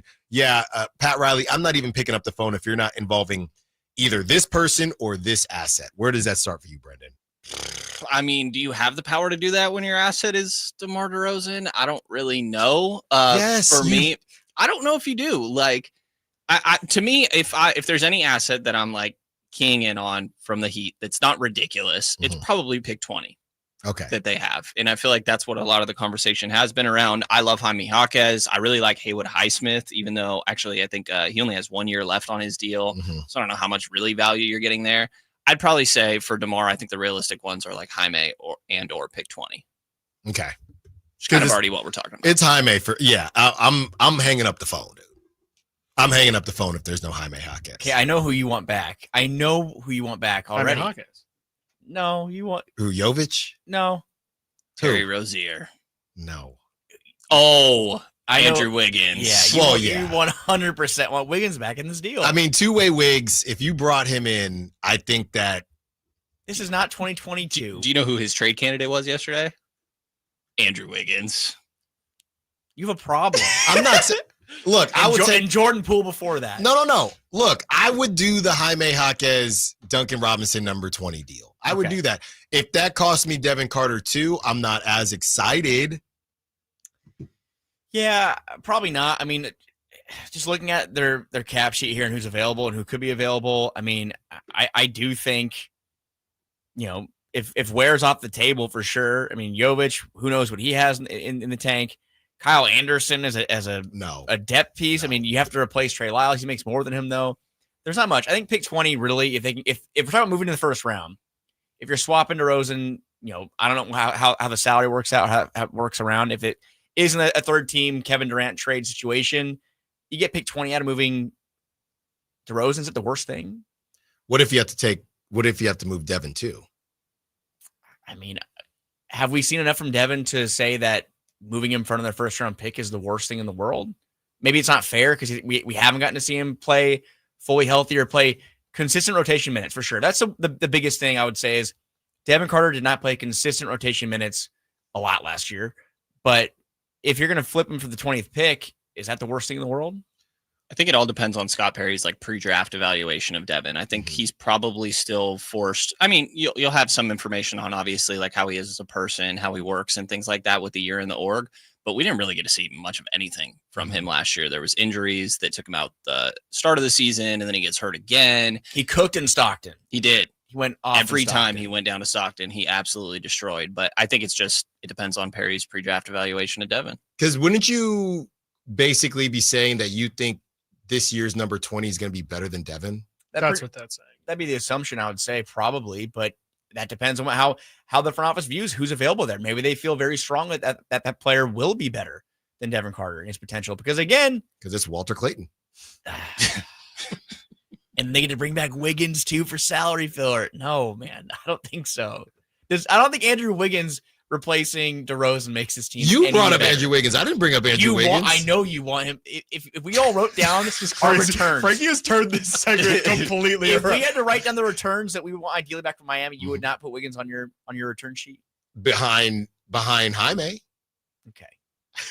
I actually don't hate Wiggins for what it's worth. Thank you. Chris, who are you saying I need that? Yeah, my guy is Jaime for sure. I just think he's like a Jake LaRavia in my mind, where he's just he's a guy that you throw out there and he's gonna give you a little bit of everything. He's gonna give you, and I know he had a little bit of a down season or a big bit of a down season last year, but I think I saw enough, and even in his pre-draft, I was a really big fan of his as well.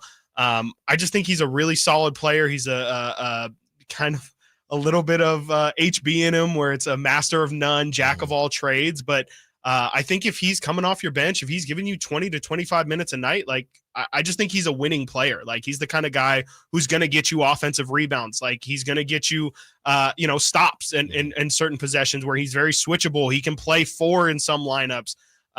He's just a guy that I think if I were running a team, he's like a Josh Hart. He's just a guy that I would want out there. I feel like he's going to go out there and make plays. And I feel like most importantly, he's super versatile. I know Duncan Robinson's probably the guy that is going to get the headline of the trade. But I just kind of feel like Jaime would be the one that, if you're talking about the one that's going to lift the Kings ceiling or the one that you're going to notice the most, he just to me feels like the more types of those basketball players you can get on your team, you might not win championships, but you're going to be really competitive every night. And those guys aren't going to be the ones that you have to worry about. Jaime Jaquez to me is somebody who you might be very surprised at how well he actually fits next to Domas at the 4. Like that, those are the kind of guys where I feel like, the more bites at the apple that we can get at that kind of stuff. I think that's what their priority should be. And Andrew Wiggins might be the most talented player that they have, but to me, little too much of, if he were to come here, like there would probably be a little bit of DeMar in him where he looks around and says, it might not even be looks around, because he doesn't really seem like the alpha kind of guy who's going to go out and take initiative. It might be hey, Andrew, like you're a 28, 29, 30-year-old guy. Yeah. We need you to kind of peak right now. And I don't trust Andrew Wiggins to be that kind of guy. I mean, not just because Jimmy Butler told us he's not built like that. I just feel like he's never really shown besides that one finals run, never really shown, hey, I know I'm the number one. Like, let's not forget Andrew Wiggins. When I was in high school, 2013 class, Jordan. He was Maple Jordan. This guy had legitimate LeBron James prospect level talent. But we know what he is now. And I know 100%. And I say that to say that, like, I think the big difference is he had the talent, just never really had the initiative, never had that. Not to throw another random stray, but like, I think Keegan's got some of the, like, I don't really have that aggressor in me. Like, I think he kind of has to have it brought out of him. And obviously playing with Steph and Draymond and having that pursuit for a title, probably that brought it out of him, but we haven't seen it since. And I don't think the Sacramento Kings is going to be the situation that brings it out. This guy sounds like Jimmy Butler over here. Yeah, I just think that over me. Yeah. Even going back to what we discussed last segment, when you talk about who could be the Desmond Bane leap in terms of what you could get back for him, the first thing I thought about when you were saying that, Chris, was the fact that Desmond Bane was able to do all this because Ja Morant has been injured and hasn't been playing. So in order for Keegan, it all comes back to maybe not tanking, but giving these dudes runways. And the Grizzlies stunk. Now, maybe the Grizzlies stinking when Desmond Bane, I think, one of the guys that played a decent amount that season along with Jaren Jackson, maybe the Grizzlies stinking then helped Desmond Bane get to that point, and it netted them 4 first rounders. The Kings continuing to do this, are we 1 foot in, 1 foot out playing double dutch, and next season we'll see what happens. But Keegan Murray not getting a full-on runway or just enough of a runway because it was Desmond Bane and a bunch of dudes around his age, right? Mm-hmm. There were no real older guys getting real time. So I do wonder, right? You're not setting yourself up for any type of success. Not that the Grizzlies planned on it because there were injuries, but if you don't, to your point, if you don't buy into something, you're not just hurting your current, you're also hurting your future, because it's the Michael Porter Jr. thing where you end up, well, he's good enough to keep, and now he's slightly overpaid, and nobody wants to pay him to just run around and shoot some threes and grab some rebounds every now and then. So I don't know what you do there. The last thing I wanted to bring up is, I was speaking with somebody last week, and they brought up the fact that it's kind of like the Kuminga thing, but this guy isn't even as good as Kuminga. When you look at the Jovic conversation, there's people that just have no clue how good he's actually going to be at basketball, because kind of a weird runway situation. And if he were to be part of a deal, I'd be into it if you were going to give these dudes runways. But I can't be a part of a Jovic conversation if you're going to ask him if you want him to take a leap on a random team in 1 year.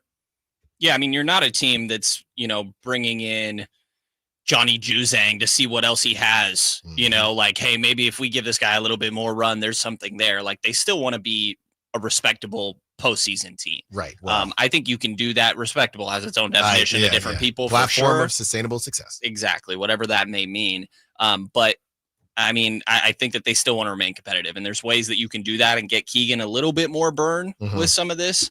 But at the same time, I mean, we've talked about it plenty. He has to also be proactive in searching that out himself and being aggressive on the floor. And maybe he's not quite that guy. You could enable him a little bit better, but that's not quite the point that we're at, I guess. And, I don't think you take flyers on guys that aren't getting run anywhere else and you're like, oh, let's just try to see what they have. You do it with guys that are getting 15 minutes on a different team, and it's like, all right, we're going to try to give them 25 and see if there's more there. Yes. Before we go, there's one name we didn't bring up who is going to be a free agent restricted for Miami.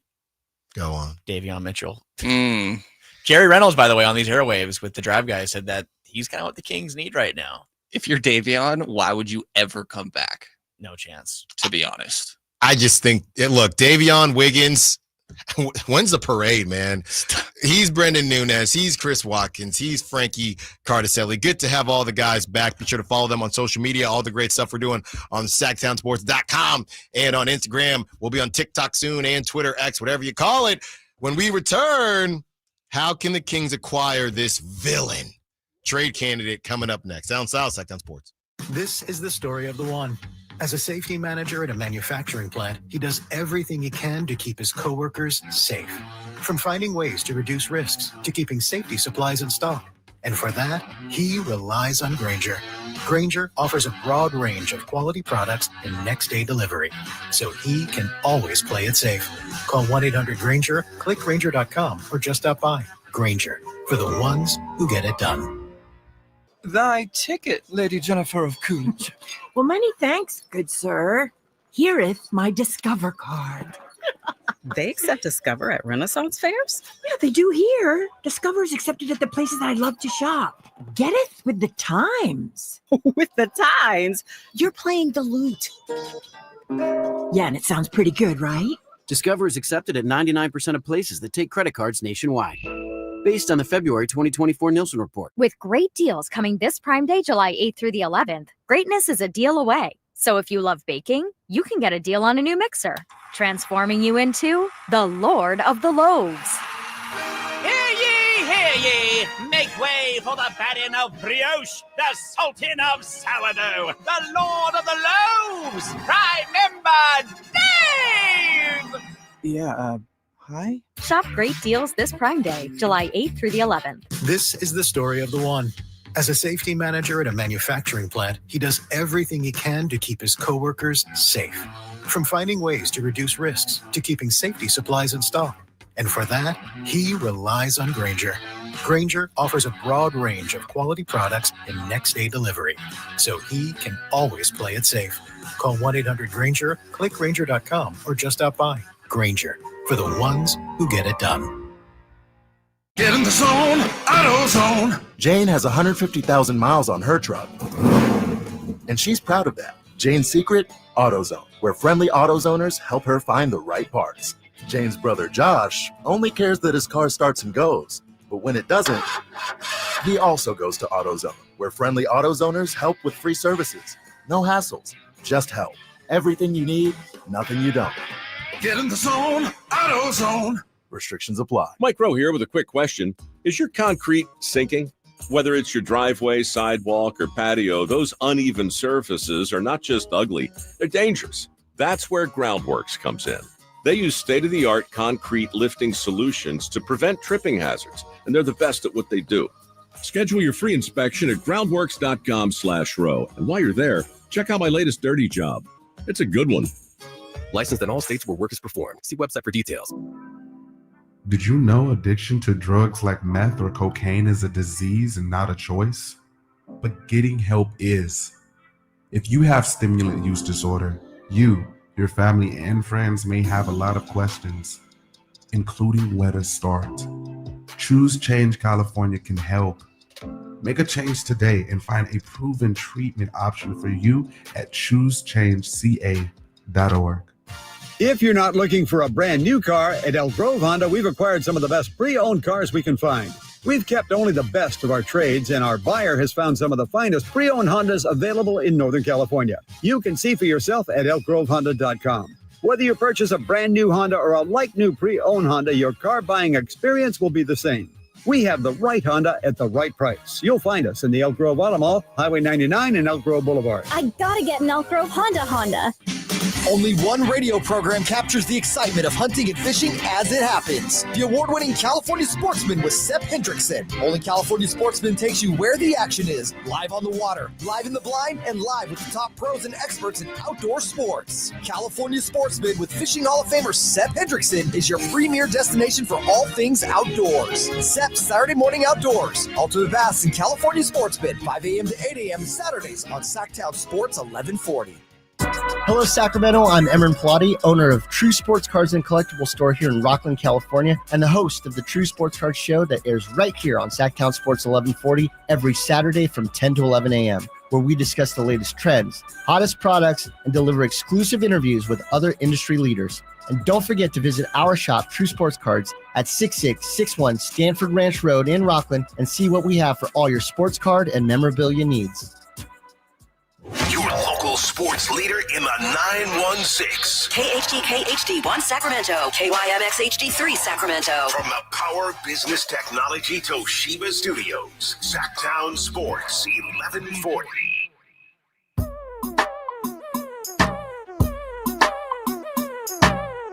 Your home for Kings talk and so much more. Live and vocal. Allen Stiles on Sacktown Sports.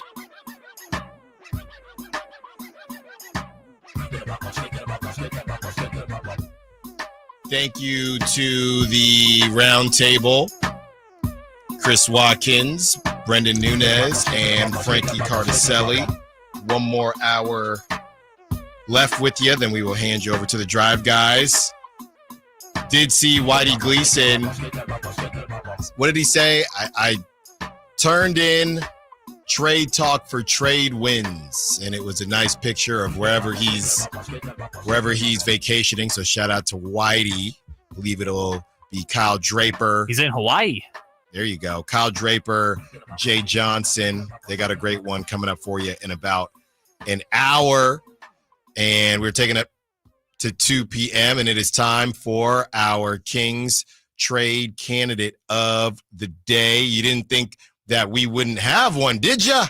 Of course we're going to have one. And this is one that it's the move before the move, right? Or it's a move. It is not the only move. I don't think, again, you can just do this and say, okay, now we're ready to rock and roll. You're going to have to do something else in addition to it.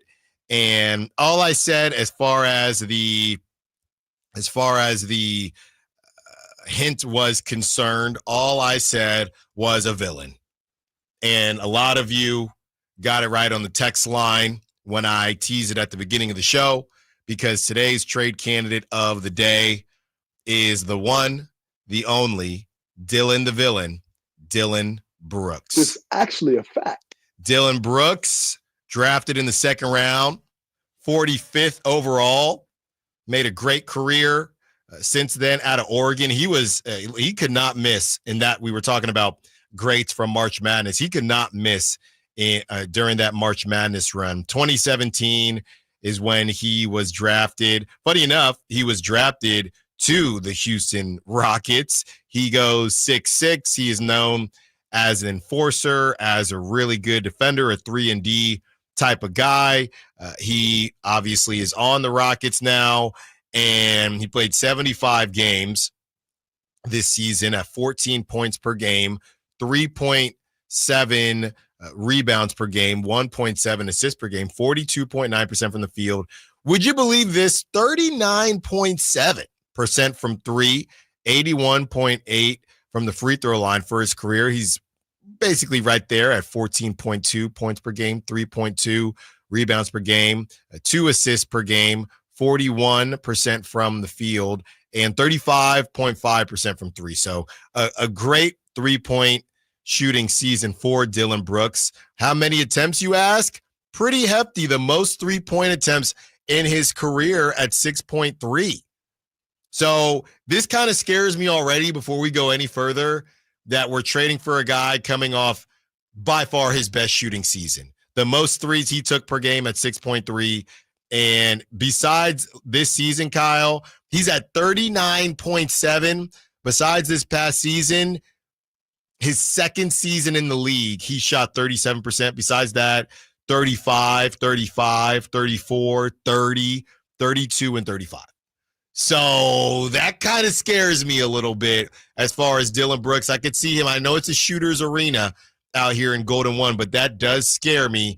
Does the contract scare me as well? He has 2 more years left. He's at $22.1 million this upcoming season. After that, he's at $20.5 $6.9 million.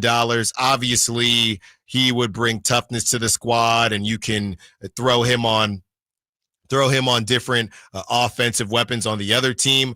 Look, you go small forward, shooting guard. I think you could force him to play 4, but I don't love it. He's a thicker 3. It's kind of a tweener in that way.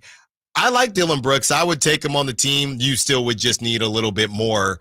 And if we're doing the him or PJ Washington thing, I probably would still say PJ Washington, but it just depends on what you feel like the team needs. You love yourself some PJ Washington. This is close. This is very, very close. And I haven't loved Dillon Brooks throughout his career. So that also is maybe affecting my thought process. I don't have a feeling for PJ Washington either way, other than all I've seen PJ Washington do is shoot about 60% from 3 in Golden One Center. So remember we were listening to Austin Rivers last week talking about what the prototypical NBA player is.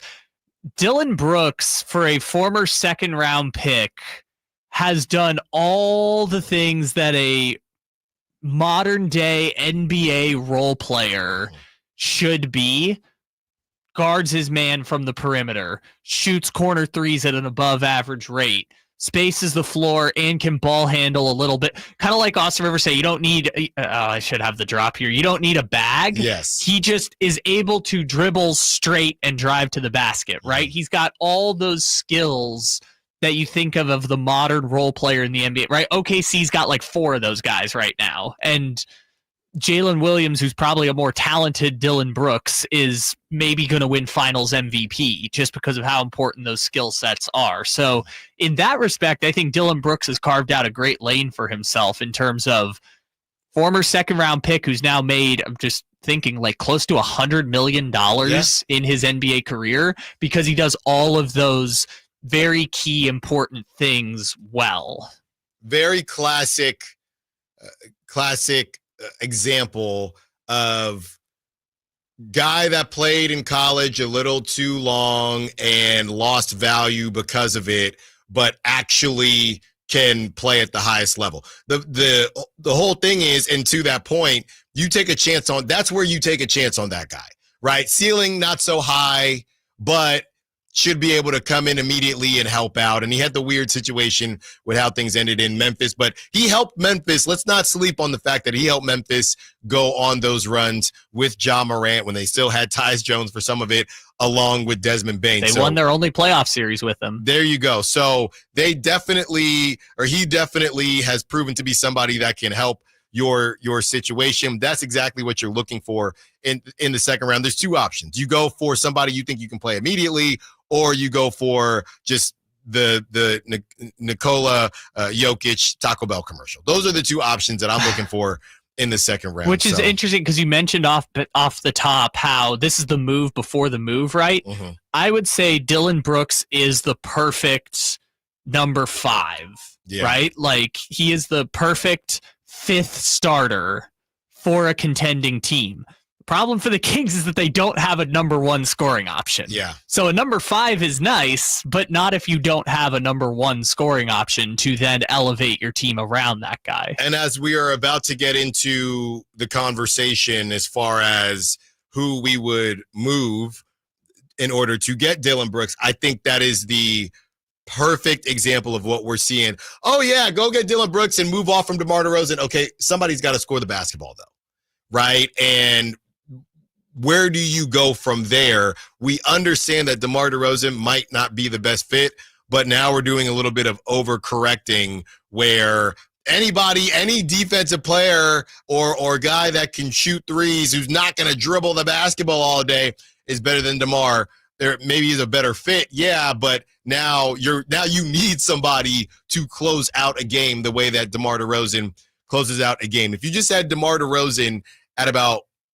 60%, right, as far as his usage is concerned, and you knew you were going to get that, either you didn't care about winning games or you knew you were going to get that from somebody else, then I think it'd be a different conversation. And that would probably mean that DeMar DeRozan at that point would be coming off the bench. But as far as Dylan Brooks is concerned, Kyle, let's get to the deal that you have cooked up. It looks like you have two. I have two deals for us. One is the DeMar DeRozan one, which I think is the more realistic outcome based on what Houston wants, but I want to throw just one more out there before we do that. So it would be just a straight up swap Malik Monk for Dylan Brooks.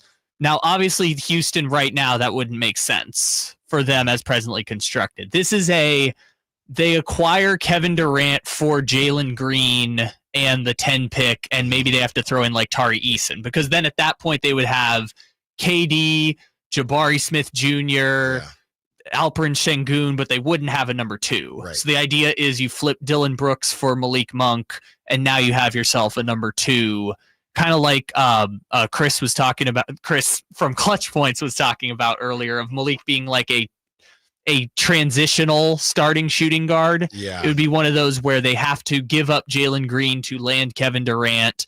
They don't have a starting 2. You know, they need offensive production from the 2 in Malik. As a 5th starter, he works better than Dylan Brooks, and Dylan Brooks can provide you defense. So I think that becomes a trade option in a world where the Rockets do actually land Kevin Durant. Yeah, it's interesting. I think that I would... It's a fit thing, right? Because you maybe hold on to DeMar DeRozan. You'd have Dylan Brooks, you would bring Dylan Brooks off the bench now at this point in his career? It's either that or DeMar DeRozan is a super 6th man. Yeah, and does DeMar DeRozan, if DeMar DeRozan's coming off somebody's bench, you would think that's for somebody with much better odds of winning the whole thing than the Sacramento Kings. I think if you're acquiring Dylan Brooks, it's to pair him with Keegan the same way that like Portland does Denny Advia and Tamani Kamara, right? The idea is not to have him alternate with Keegan, but to have both of them on the floor as 3-and-D wings with kind of that, again, playmaking ability where they can both dribble, drive to the basket if they need to, but they don't necessarily have a bag. Yeah. So again, maybe you're trading DeRozan for a Trae Young. Yeah, as far as Malik for Dylan Brooks, straight up, they do need somebody like Dylan Brooks, but you know, we've talked a lot about Malik today with the value. And I don't think I'm doing it. And again, this is only in a world where the Rockets have acquired Kevin Durant. Yeah, I don't think I'm doing it. I think that I want to put a line in the sand as to how I feel about Malik and, who's my favorite player on the team and kind of what he's brought to the squad. And I think the line in the sand is going to be Dylan Brooks for now. Yeah, I can't do it. All right, so now let's get to the one everyone's been here for, the DeMar DeRozan trade package. Chris Biederman talked about how the Rockets could be a DeRozan landing spot weeks ago if they don't land Durant. You said that the Rockets were a fallback option and got kind of aggregated a little bit. Yes. A little bit. Just a little. Yeah, just a little. Yeah. But so in this scenario, it would be DeMar DeRozan going to the Houston Rockets as a fallback option for Kevin Durant. Yep. And the most likely trade package of any of them would be Dylan Brooks, Cam Whitmore, and the 60th pick in this year's draft, which the Rockets currently have. So you would get Mr. Irrelevant in this year's NBA draft. Dylan Brooks, Cam Whitmore, and the 60th pick in this year's draft. Cam Whitmore was the story of Summer League. What was that, last year? I think it was 2 years ago. And then he never played again. Cam Whitmore was the guy everyone said was supposed to be a top 5 pick. He's only 20, by the way. Yeah. He was supposed to be a top 5 pick. He fell to number 20, and people were like, oh my God, why did Cam Whitmore fall to 20? It was like, actually, he's not as good as people were projecting he was going to be. Yeah, I'm probably doing that deal. But it probably depends on what other offers are on the table. Right. What deal do you like better? That deal or the Miami Heat, Jaime Jaquez, Duncan Robinson, and number 20? I think if it's just down to those two, I would rather do the Miami deal for the pick 20. Yep. But if Toronto was offering RJ Barrett, I might consider RJ Barrett over both of those deals. Funny enough, like you said, 20 would be available in that Miami deal, and Cam Whitmore taken 20th. Yeah, and I guess I would rather the 20th pick. You know, we talked about this with Devin Carter, right? Would you rather the 13th pick next year or Devin Carter, the 13th pick last year? I think I would rather the 20th pick now, Cam Whitmore, versus Cam Whitmore, the 20th pick 2 years ago. Yeah, I'm looking here. Cam Whitmore played 51 games this season, 9.4 points per game, 35.5% from three, 44% from the field. He played 16 minutes per game. What is it? What is it that we have with Cam Whitmore? You know me, 6'7" and 20 years old. Do the deal. Well, let's play it out too. So let's insert Chris Paul or Tyus Jones or whoever. You would have a point guard with Keon Ellis probably moved to the bench. So you would have a point guard, Zach LaVine, Dylan Brooks, Keegan Murray, Domantas Sabonis, and then coming off your bench, you would have Keon Ellis, Malik Monk, Devin Carter, Jake LaRavia potentially, Jonas Valanciunas, and Cam Whitmore. That's 11 right there. Then throw in the 42 pick this year, the 60 pick are your two-way guys, and Isaac Jones, and you kind of figure out the rest from there. You would have a very deep team at this point. Yeah, I don't know, man. I'm torn between that Miami and Rockets deal, because I think with Cam Whitmore, that's that second draft conversation we've been talking about. Whenever you see a guy that can't even legally drink yet and he goes 6'7" and he's seen some success in the league, that excites me. And Duncan Robinson does not excite me. He doesn't. And Jaime Jaquez does. And the idea of the 20th pick, I think, does. Then we just saw a report. You know, every day we see reports. After the first 5 picks, this draft stinks. And I'm not saying that I believe that, because they say that every year, right?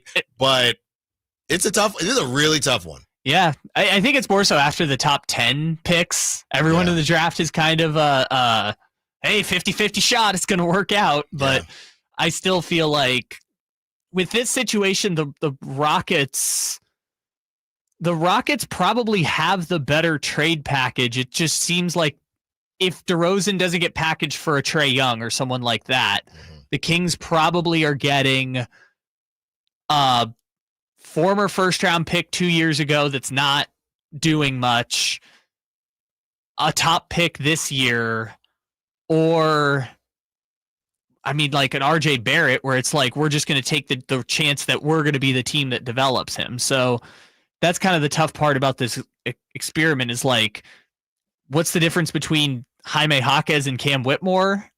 I guess Jaime's had more success in the league, but he's also 4 years older. Yeah, so it's like, I don't think there's that much of a difference between what you're getting. Yeah, I don't know. Maybe I'm talking myself into the Houston deal over the Miami deal. To answer the initial question, I do that deal. I would do that deal. Dylan Brooks, Cam Whitmore, and pick 60. I would. And pick 60 is your Jalen Slauson, right? That's just a two-way contract that maybe it works out, maybe it doesn't. Pick 42 is probably another two-way contract, but they would have like 15 or 16 guys with a point guard right there. You would have, if a point guard came in and Jake LaRavia also re-signed, I feel like you could convince me that this deal is actually a pretty solid return for the Kings. Yeah. I am just fascinated in the conversation as far as whether or not we have overvalued DeMar or undervalued DeMar, because we're going to find out soon, right? It's like when you're waiting to hear back from someone, maybe that special someone, or a job opportunity, anything like that. It will all be revealed fairly shortly, and it's probably going to be somewhere in the middle, right? I mean, sitting here, and we see it on the SAC chat and the text line 916-339. 1140, where people will say that deal, you sound ridiculous. DeMar is not worth that much. Then somebody else will say DeMar is worth 2 first rounders. And I think we're just going to land somewhere in the middle here. When I look at what the Kings should be looking for, yeah, a Dylan Brooks is something that they should be looking for. I'm just starting to wonder what the Kings' thought process is as far as a number one scoring option, right? We saw, because you're not the Rockets, because you're older than the Rockets, and you're more expensive than the Rockets, and you don't have the athleticism that the Rockets have, and you don't have Ime Udoka. That's no slight to Doug Christie, but Ime Udoka is viewed around the league as a top, a top coach, and if it wasn't for Ime Udoka and, his situation, whatever that may be, he might still, or not might, he'd still be in Boston and he'd have a ring. I think we can confidently, or I will confidently say that he would have a ring. Most people regard him as a top 15 coach in the league. So now you look at what the Kings are trying to do, and yes, that netted the Rockets a 2 seed, but they're just in a completely different situation. I'm not saying DeMar DeRozan shouldn't be your number one. I'm not saying that he should. I'm saying I'm starting to wonder how the Kings are going to acquire a number one scoring option. And you look around the league at all the other teams, who doesn't have that elite, who is, I guess, a respectable team that people fear that doesn't have that. And I just don't think there are many of the teams, like I said, outside of the Rockets, who have a freak in Amen Thompson and who have a player that just took a leap in Alperen Şengün. And Jalen Green. Like, let's not sleep on him. And he had his moments. But you go through, even in the East, you go through it, and then you look at the Kings and you say, they don't have one. But they also have Sabonis, and Sabonis is what makes this weird, right? Because he is their number one. He's just not a number one scoring option. Right, and this is what we used to do with the Nuggets conversation. Obviously, Jokic is much better than Domantas Sabonis, but we thought, or at least I thought, that De'Aaron Fox is better than Jamal Murray. But it didn't cancel out how much better Jokic is than Domantas Sabonis. And that was more of a conversation coming off of the Beam Team season. So for what Domantas Sabonis is, you need somebody, I think, that is that much better, no disrespect, than De'Aaron Fox, or you just need like I said, a poor man's Boston Celtics, where you have top 60 players, top 50 players around Domantas Sabonis, and the Kings have neither. And maybe Sabonis needs to be the number two then, because if Sabonis is the number two scoring option, then at least you can convince yourself Zach LaVine can be a number one if Sabonis is scoring 24 a night. At least you can try and convince yourself that that is a world that can exist. When we return, we have some sound from Rafael Devers' debut. Man, that guy can hit, but it wasn't enough for the San Francisco Giants as they lose another game by 1 run. Also, some updates from the world of John Fisher as he puts the San Jose Earthquakes up for sale. What does that mean for the A's in Sacramento that are from Oakland and are moving to Vegas? We also are going to get to that Caitlin Clark conversation as the WNBA continues to hustle backwards. Allen Stiles, Sacktown Sports. Sacramento weather is brought to you by the Roseville Auto Mall. I'm Tamara Berg in the KCRA3 Weather Center. For your Wednesday, it's going to be a hot day today. You feel the heat building as the hours go by. Temperatures will peak across the valley, 98 to as hot as 102. Then the Delta breeze will increase tonight to drop us back to the 50s overnight and into Thursday morning. Get the latest forecast on the KCRA3 News and the KCRA3 app. The Roseville Auto Mall is Northern California's ultimate destination when looking for your next vehicle. Find the largest selection with 20 top brands. And don't forget Dad this Father's Day or that grad in your life. We've got you covered at the Roseville Auto Mall, driven to be the best. Attention! If you owe money to the IRS, this is an urgent message. The IRS is cracking down by sending out collection letters, garnishing paychecks, seizing bank accounts, and putting liens on homes and businesses. They call it enforced compliance, and you better watch out because penalties and interest on unpaid taxes compound daily, making it even harder to get out of debt. Don't let tax debt destroy your life. You need to call Optima Tax Relief, America's #1 tax resolution firm. They're experts in taxpayer assistance programs that can save you thousands if you qualify. A+ rated by the Better Business Bureau, Optima's resolved over $1 billion of tax debt for their clients. Let them fight on your behalf, helping to put your tax problems to rest. Call the tax professionals at Optima now for a free consultation. Call 800-343-6460. 800-343-6460. 800-343-6460. Optima Tax Relief. Some restrictions apply. For complete details, please visit OptimaTaxRelief.com. Finally, an easy way to find home improvement contractors. Just visit subcontractorsunited.com and simplify your search for home services professionals. From cabinets to windows, roofing to plumbing, Subcontractors United is an easy, simple way to find and hire a home improvement contractor. And you never have to give up personal information. So no harassing phone calls like you get from those other websites. SubcontractorsUnited.com is sponsored by D&D Cabinets and Savage Design. Get ready for a night out with Jordan Davis.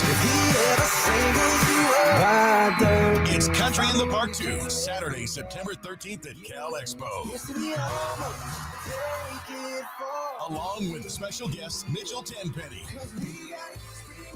Locash, Vincent Mason, and Abriana. Make it a family day out with food trucks, games, dancing, and more. Saturday, September 13th at Cal Expo with Hoplet Chrysler Dodge Jeep and Ram Center. Tickets and info at CITPFest.com. Now through June 22nd at Big O Tires, buy 3 tires, get 1 free on 4 select Big O brand tires. And every set is backed by our industry-leading ProTech Plus protection warranty. Installation purchase required. Disposal fees extra. Not valid with other offers. See Big O dealer for details. Around here, the summer can smack you silly, especially if your AC is not functioning at a high level. Whitey Gleason here. I had the opposite problem over the winter. System went down. It was panic time. But Lee's Air Plumbing and Heating saved the day. Let them save you from unnecessary summer misery. Lee's Air Plumbing and Heating, reliable, trustworthy. They do great work. They won awards for their service. Check the reviews at leesair.com. Find out about their $99 HVAC tune-up service. Save your summer now. Lee's Air Plumbing and Heating on the web at leesair.com. License number 635355. The Hagen Oaks Cutting Edge Putter Fitting Studio offers you more technology, more choices, and more service. Hagen Oaks wants to be your go-to total golf game fitter. With $30,000 worth of state-of-the-art technology ready for your fitting, Hagen Oaks will help you make your best putting stroke while finding the best putter design, shape, hosel, length, and loft for your game. Schedule your fitting at the Hagen Oaks Player Performance Studio by calling 916-808-2531. That's 808-2531 for more.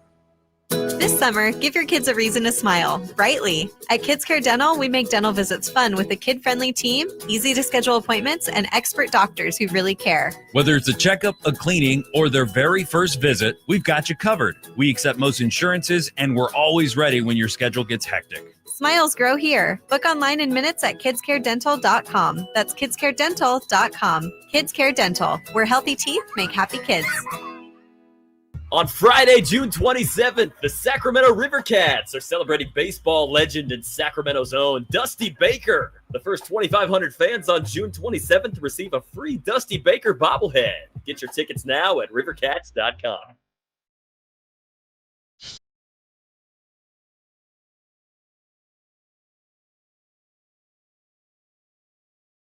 You're home for Kings Talk and so much more. Live and local.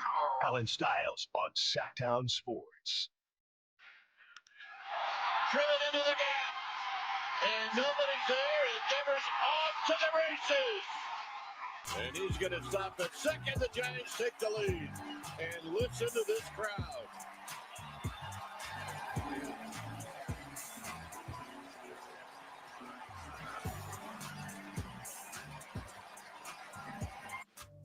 Couple quick takeaways from Rafael Devers' debut in San Francisco. Giants unable to bring that one home. Had a couple situations where they could have done so. They lose to the Cleveland Guardians 3-2. My first takeaway that Rafael Devers, we don't need to talk about launch angle. We don't need to talk about bat speed. We don't talk about exit velocity, WOBA, ex-WOBA, WAR, all these silly stats that they didn't even exist when we were playing baseball growing up. We don't need to talk about any of that. All we need to talk about is that Rafael Devers can rake, okay? That dude is a knock getter. And even though the Giants weren't able to get the W, for him to come in there, not really be nervous at all, right? He said he was nervous in the first at-bat, but not really be nervous at all, take care of business, take the lead. Obviously, the Giants still might need another bat, but to do it in that way for as comfortable as he looked in that situation made me feel really good about what the Giants have going on. Also, as the sun is starting to set on the Red Sox and really the bad PR that Rafael Devers had in Boston, he came out and said he's willing to play anywhere, right, for the San Francisco Giants. Then you had the Boston media, Pete Abraham, who's covered the Red Sox for the Boston Globe since 2010, say Rafael Devers was reportedly willing to play first base for the Red Sox, but wanted the team to commit to him as the first baseman moving forward, not move back and forth. And that sounds a lot different than I only want to play third base. Those were the reports. So yesterday we talked about, did the Giants make a kind of a interesting move or was it a risk taking Rafael Devers? And yes, of course, the risk, 2033, that contract, there's always a risk. But as far as him being a bad teammate and not wanting to play, look, there are some crazy stories coming out of Boston where they're sending, people through AI interviews without them knowing that they're being interviewed. That story is crazy, by the way. AI bots, right? So it's starting to look worse on the Red Sox than, the Giants made this rough deal. I thought the Giants last night, Tyler Fitzgerald, who hit what felt like 50 home runs last season. He didn't win a game for a bit. Bunting in the fourth inning. And like I said, I'm an old school guy. Why are you bunting in the fourth inning when you're the 8 hitter? That just doesn't make any sense to me. You're down 1 run. You're bunting in the fourth inning for Andrew Kisnick, who is not even the starting catcher. That's why he's batting 9. Or Kisner, excuse me. That's why he's. You don't even know his name. That's why he's batting 9. I mean, give me a break here. And I tried to look up, I tried to confirm whether it was Bob Melvin or Tyler Fitzgerald. If it was a drag, now it's my time to get a little bit nerdy here. If it was a drag bunt, and Tyler Fitzgerald, he can move, man. He can steal some bases. You got to show that way later. That was a sacrifice bunt. You could show it earlier for a sack, but he showed it pretty early, and it was kind of a close play with Jose Ramirez, but that was not a drag bunt. That was a sack bunt. I don't know what was the thought process there. It's the fourth inning, for goodness sake. And again, I guess the thought process is, we might not have another opportunity to score 2. The other part of it was Jung-Hoo Lee on that, what was that? The sack fly. Yeah, I didn't tag up. Well, I think they told him to stay. And it was a pretty good throw by Kwon. I don't know. I think it could have went either way with Jung-Hoo Lee. It's interesting. Those ones that are like right down the left field line are interesting because that's apparently like the easiest throw to make on sack flies. So, well, Elliot Ramos had just hosed somebody on the Guardian, so I think maybe they're thinking we don't want that to happen to us as well. I don't know, but it's like because the line is straight, the catcher doesn't have to like whip the glove around. I don't know. I think he probably still should have tried to tag up, but I understood holding him, but they probably also should have just tried it. I mean, it's a 1-run game with 1 out to go in the 9th. Here it is. Here is the argument for the Giants to send him there. You're the same team that bunted in the 4th inning with your 9 hitter due up. Yeah, I guess it's tough. It's like, obviously, if the next batter gets a single, you win the game. So is him tagging up on a medium-length fly ball to left as good of a chance as your next batter getting a single and you win the game? I don't know what the answer to that is, but they played it safe and they lost the game because of it, which it was a super celebratory game. I mean, Devers being there was like a whole event in San Francisco. Goodness. The whole team was in the press conference. Great stuff, great vibes, but you got to win the game. 530 says, Allen, he bunts all the time, talking about Tyler Fitzgerald with people on base or not. He tries to outrun the throw to first. He does drag bunts all the time. He shows that early on every single drag bunt. He's showing too early. Yeah. Especially when Jose Ramirez, by the way, sidebar, Jose Ramirez, one of the most underrated, confusing athletes in the history of sports. The dude is chubby and 5'9" and is a switch hitter who hits 40 home runs a season and nobody cares because he plays for the Guardians. Yeah, he's going to be a Hall of Famer without question, and nobody cares. He's playing he's a pretty darn good third baseman. He's still there, even at this point in his career, and he's playing in on Tyler Fitzgerald. So that, to me, I get it, 530. You're saying that, hey, he feels like he could beat out the throw, and like I said, it wasn't that it wasn't. It was somewhat close, sure, but in that situation, if that's the argument, if that's his drag bunt, then it still is a bad decision for me. Well, yeah, It's a bad decision to bunt like that and then not send Jung-Hoo Lee. What was that, in the 9th? It was the last out of the game. Yeah, you can't do both of those things. You're either swinging in the 4th and not sending him in the 9th, or bunting in the 4th, because it doesn't make any sense. It's not consistent to me. I'm just trying to see who recorded the last out for the Giants after that. Was it Yastrzemski maybe? I don't know. Did they pinch hit Wilmer Flores? Take your pick. Just take your pick. Yeah. Either way, whoever was the final batter of the game, it looks like it was probably Yastrzemski. But either way, I guess I understand batting there. It would have been interesting. I think the problem with Fitzgerald, though, is Fitzgerald just doesn't know how to drag bunt for base hits, but brands himself as someone who can, I guess is your point. No, and I guess, look, I know he flies. I know he can be safe from time to time. I'm just saying fundamentally he's showing too early. And I get it. It's easier to, if you're choosing between, and I cannot believe we're spending this time on bunts. This is beautiful. If you're choosing between showing late and it's harder to get it down, but it's more sneaky, versus I want to make sure I get it down and I'm going to trust that. If you're showing as late as him, you're more so okay with getting thrown out and I guess believing that you could beat it out, because the whole thing of it is you don't want them to know you're bunting. He's just showing too early, in my opinion. But also in the modern baseball where like people are getting on base by walks more than ever before, right? Is a drag bunt even worth trying to do if you're not like a super fat, not the way he's doing it. And the 530 says he's 0 and feels like he's 0 and 150 drag bunting that way. Somebody just show later. It's very simple. I think we just gotta stop the bunting. Yeah. You want to have a player who drag bunts because you seem to like that as a aesthetic thing, but I just don't think. Who, me? It's not. I'm not the one. I wouldn't have. Tyler Fitzgerald had how many home runs in the span of 15 games last season? I completely forgot about that. Yeah, he had a Babe Ruth stretch. Everyone thought he was the next Trey Turner.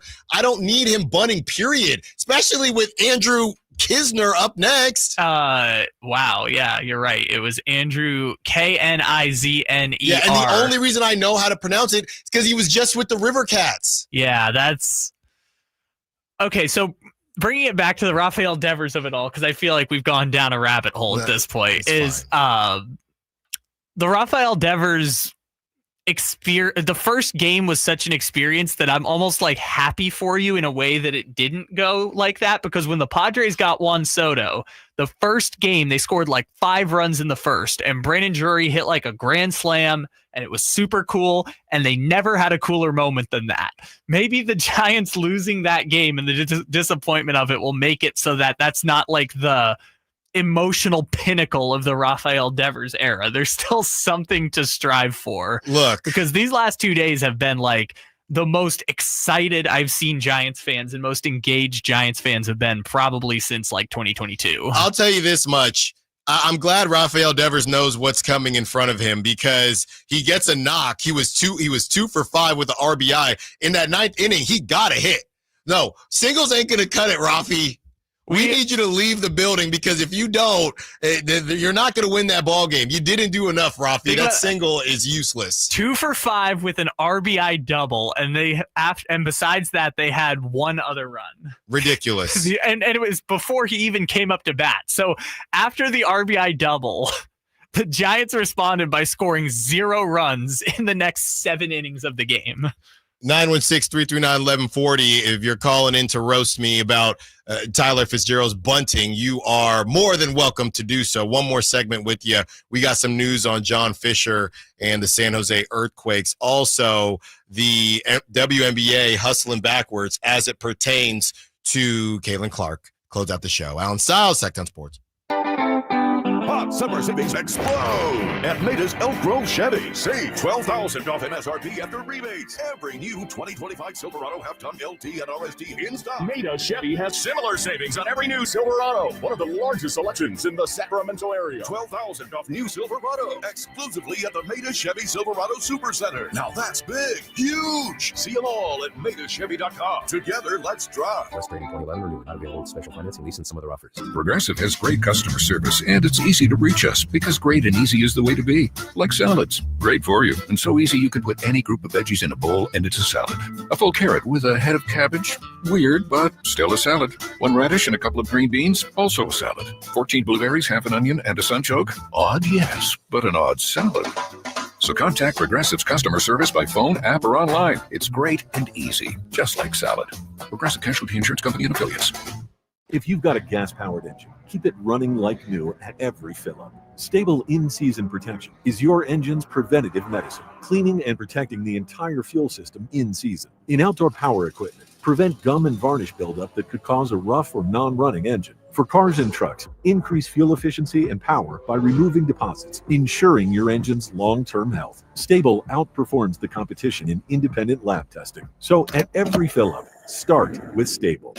When you're hiring, have you ever felt like you're missing out on meeting great candidates? Well, they're not hard to find when you go to ZipRecruiter. ZipRecruiter helps 10 million people with their job search every day. People who are actively looking for jobs like yours.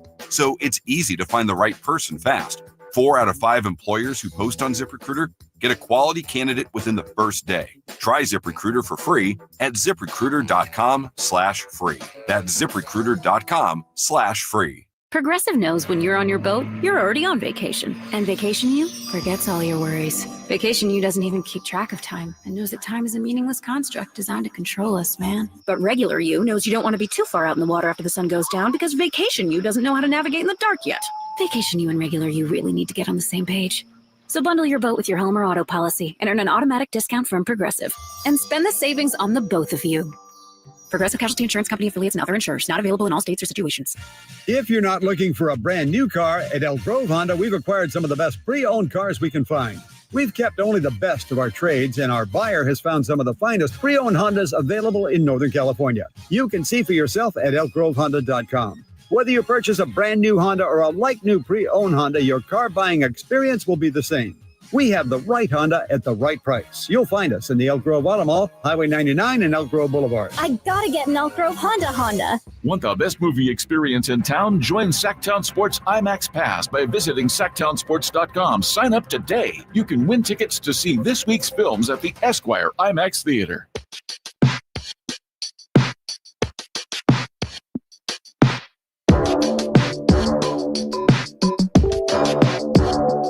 Allen Stiles. Watch the show on youtube.com/SacktownSports1140. Or listen on the Sacktown Sports app. One more segment with you, taking you up to 2 p.m. Drive Guys got you. After that, we were having some fun talking about the Giants and their inability to score runs. By the way, if you're on YouTube, Jay Woods is back behind the glass. Kyle doing some training while producing a show. Man of many hats. So shout out to Jay Woods. Shout out to Kyle Ledbetter. And that's a good time to bring that up as well. This is the last show of the week for me in the 10 o'clock, my normal 10 o'clock slot. Jason Ross and Carmichael Dave, I mean, you just can't pay these guys to work at this point. But they're both going to be out on Friday. So we're all off tomorrow. All right. So we're all off tomorrow. And then on Friday, I will be on in the 6 a.m. slot. You will have a couple old friends actually on in the 10 a.m. slot. So they're going to do a great job for us and for the station and represent the Allen Stiles Show as I slide on up to the morning show. And Kyle will be behind the glass during the regular slot, the 10 a.m. slots. We wanted to keep a little bit of normalcy. I'll be on with Chris Verlade in the morning slot. So but also, we're not on tomorrow. And no, nobody's on tomorrow. Nobody's on tomorrow. Yes, I had laid all that out Kyle. But yes, we will give everybody a breather tomorrow, which means that there will probably be a huge deal, right? That's what that means. I'm trying to chill on Father's Day, enjoy, myself. And all of a sudden, Rafael Devers gets traded. I mean, I'm happy it happened, but there's just no rest for the weary these days. There is, I would say, a 97% certainty Kevin Durant is going to get traded between 10 o'clock and 2 o'clock on Friday when you're not there. Probably. If it doesn't happen tomorrow. It could also happen tomorrow when nobody's on. The Thunder also are going to win the championship probably tomorrow, and no one's going to be on. No, well, yeah. Sorry, Thunder. We're not even going to talk about it. We're going to get to Friday. It's like, oh, yeah, the Thunder won the finals, by the way. Sorry, Thunder. Okay, well, since we're not going to be on tomorrow, it's over, right? Yeah, Tyrese Halliburton's questionable. OKC's going to win. In 5 seconds or less, who's going to win finals MVP for the Thunder? Shea. Jalen's got a chance. I mean, they've kind of done this, right? It's been, okay, Steph Curry, let's overthink things, right? And people could say that there was some overthinking done when Tyrese Halliburton didn't win the Eastern Conference MVP, even though Pascal had a great season. So I think it's possible that they don't go in the direction of Shea. At the end of the day, though, this is about brand build. That would just be the cherry on top of this finals, right?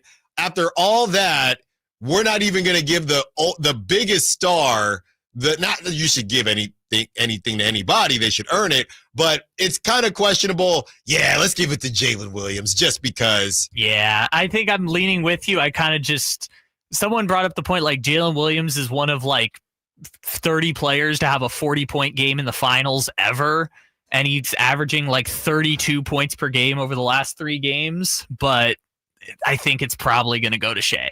Okay, well, could there at least be some drama here tomorrow with can we get a little bit of ball hogging on both ends, right? Oh. Shea just not, Jalen Williams does not touch the basketball. Prop talk, okay, take Jalen Williams under on Thursday because I don't think they're going to allow him to touch the basketball. I mean, if he's going to be under, what did we say about Jalen, but that's what I'm saying. We're calling it Game 7. What if they trick this off because they're fighting over the finals MVP? I would have said if Tyrese Halliburton were healthy, the Pacers were going to win Game 6 and there would be a winner-go-home Game 7. If there's no Tyrese Halliburton, I just don't think they're going to be able to beat that Thunder team. But while I disagree with your point, I do think it would be very funny if Jalen Williams goes for 37 points in the next game and he's just no, give it to Shea because he doesn't want any attention. Right. He doesn't want anyone to ever notice him. He's just no, this is wrong. Shea deserves the finals MVP. Yeah, he just doesn't score. I'm telling you.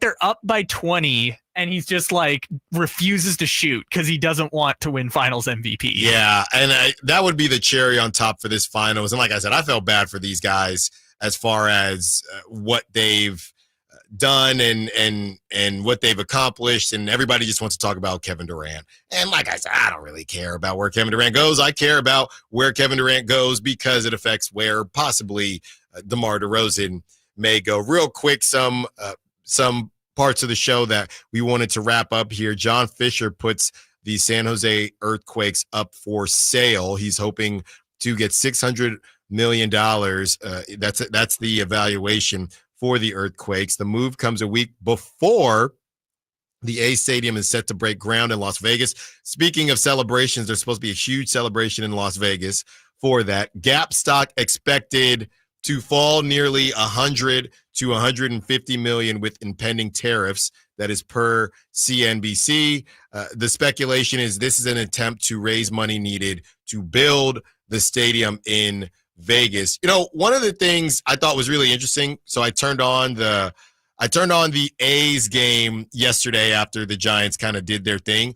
They're panning to the audience, and there's somebody in the stands, and the shirt that he's wearing is green, Kelly green, and it said Sacramento is home. That's the first one I've seen. So I didn't know if that meant this is the A's home for right now.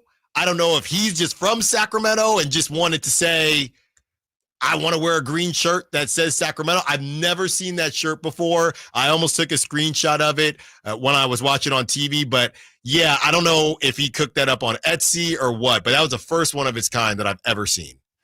I like that. I was at the A's game yesterday when this news broke, and I was kind of talking to Chris Biederman. And while it's all speculation, it's kind of like, hey, they got to find $1.2 billion somewhere if they're going to cover the cost of this stadium. And I guess selling the Earthquakes is maybe the way to protect that investment. It's also a really bad time to sell MLS teams. Like they haven't sold one of those in like 4 years because they're all just going up and up and up in value because of that Apple TV deal. So it's kind of surprising that you'd want to get out of the MLS game right now when that team might be worth $1 billion in about like 5 or 10 years. Yeah, as the old saying goes, you got to rob Peter to pay Paul in some of these situations.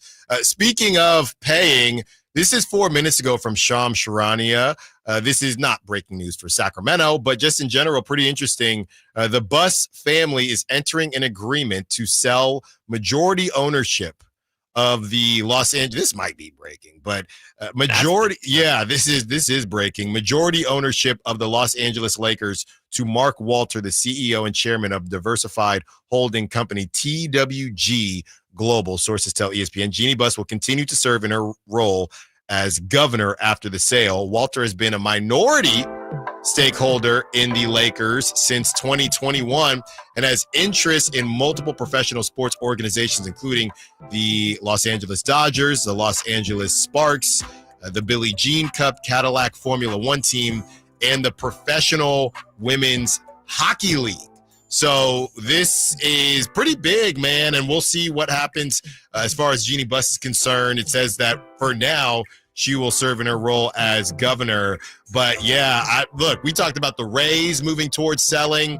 You got what we just talked about with John Fisher and the Earthquakes, and now the Lakers. So a lot of different moves being made, and we are going to be made in the shade tomorrow, as we will not be on, but until Friday. Your segue. That's right. That's again. A 2. That's a 2.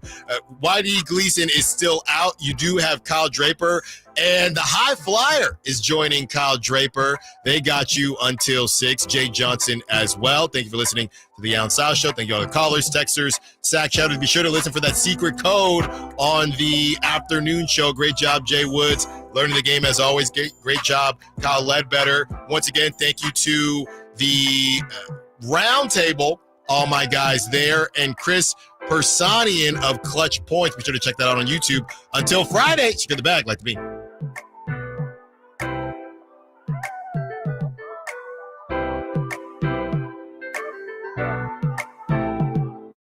Don't forget my podcast. Gotta go. This is the story of the one.